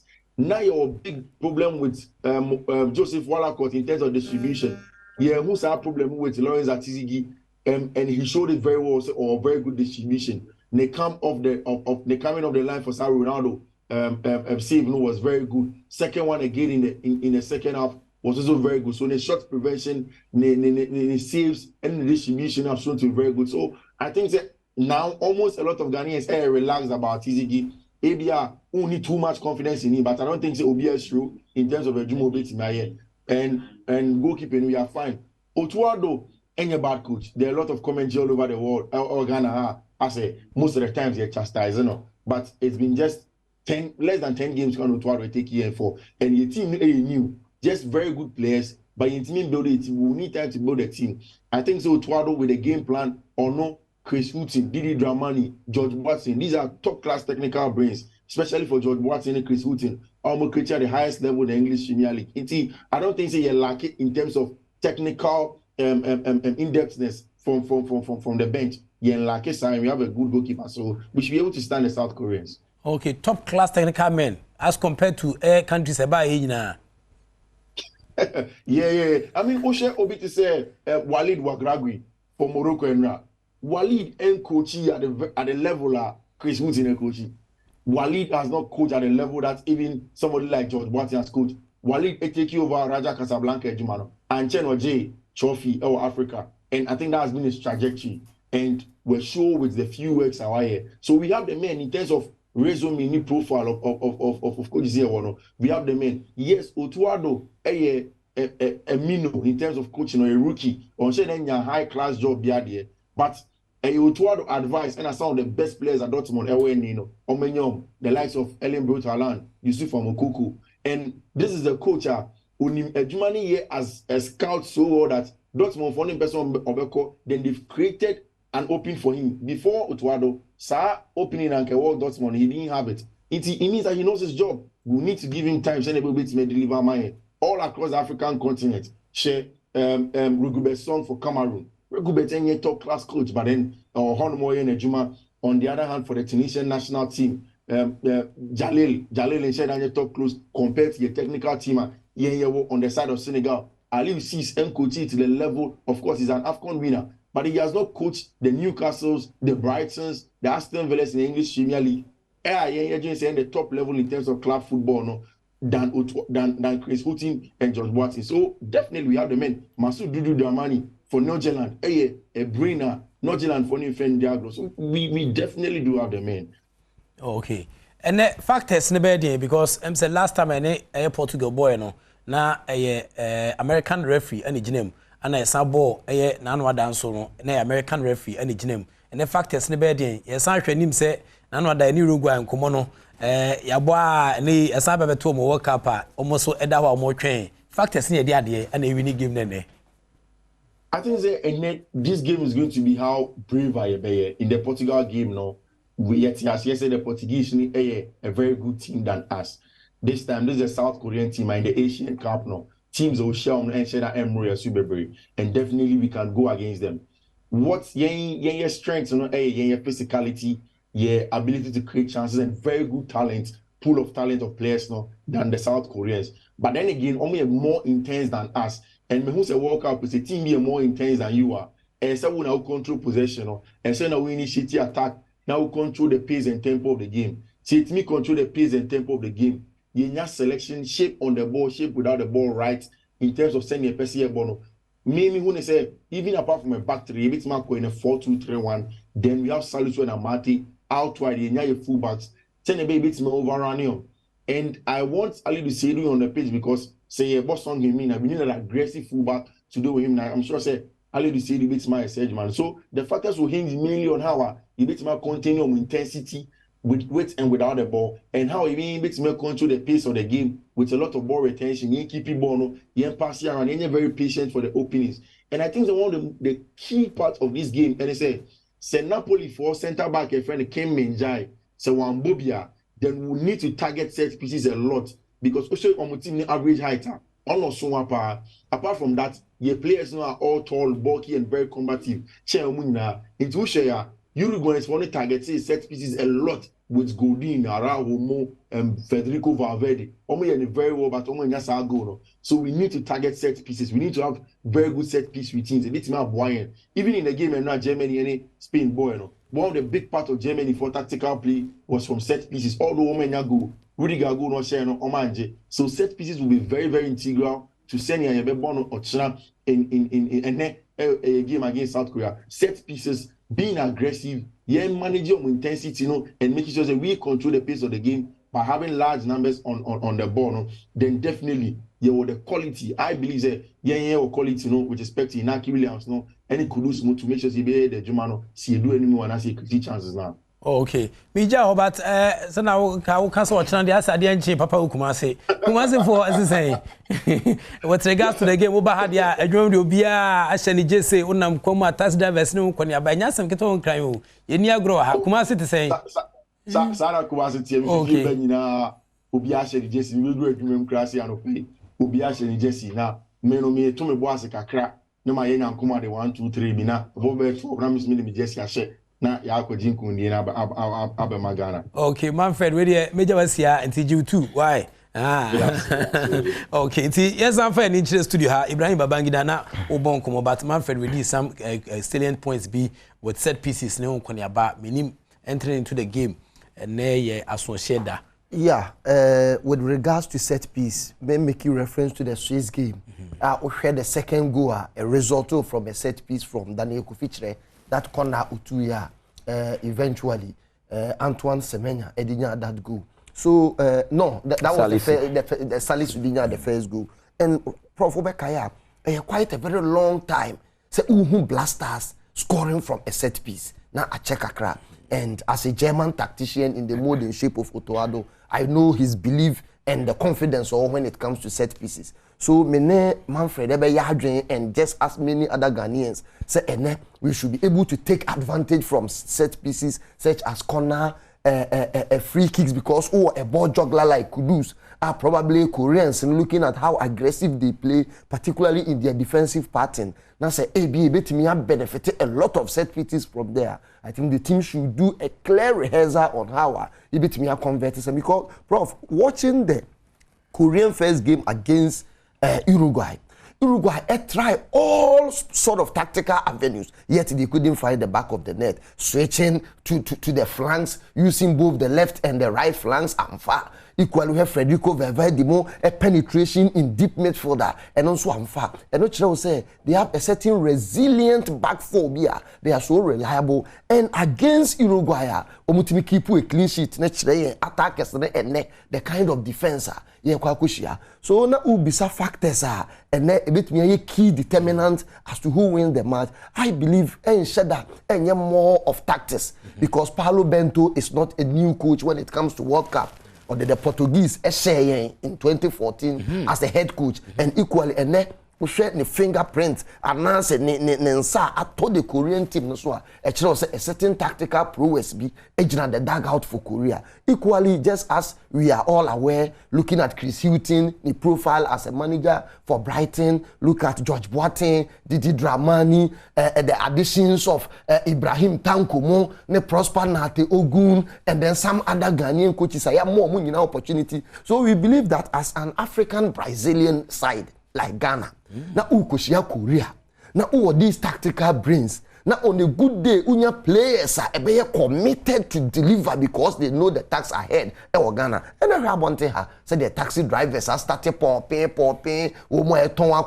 farmer the Ghana flag That is why I started my submission. Say any game, winning is not negotiable for Ghana. Okay. Because it cuts across everywhere. Thank you. You have the material. I mean, Sanko Katan Samra. Go be maestro.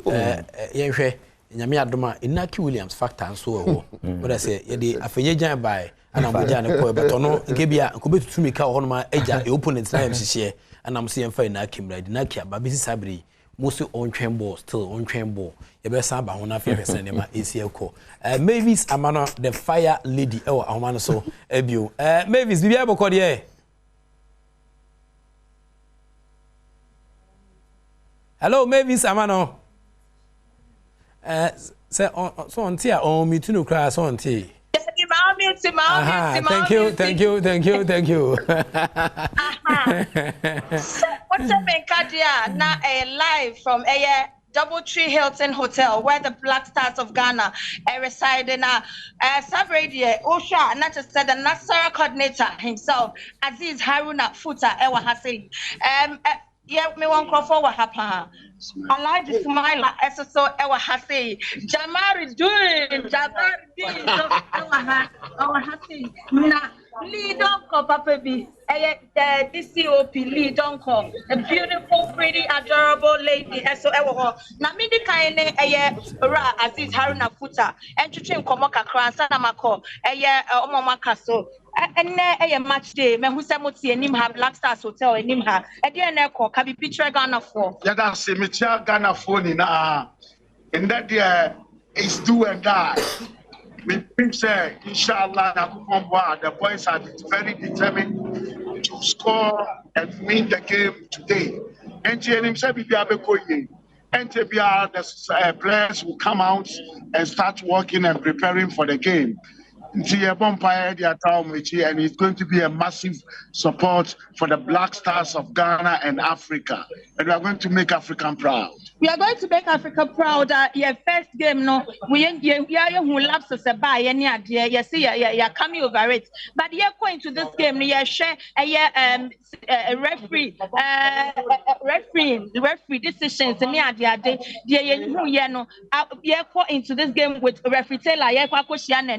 What do you expect, Nene? No, I expect a very good officiating. Referee Taylor is one of the best referees, has a lot of experience in the Premiership. Yeah. So I believe, sir, yes, he's aware of the mistakes of the affairs we are refereeing here. So he is going to correct this. All that we are praying, inshallah, we want a good day for the Black Stars, and inshallah, we are winning.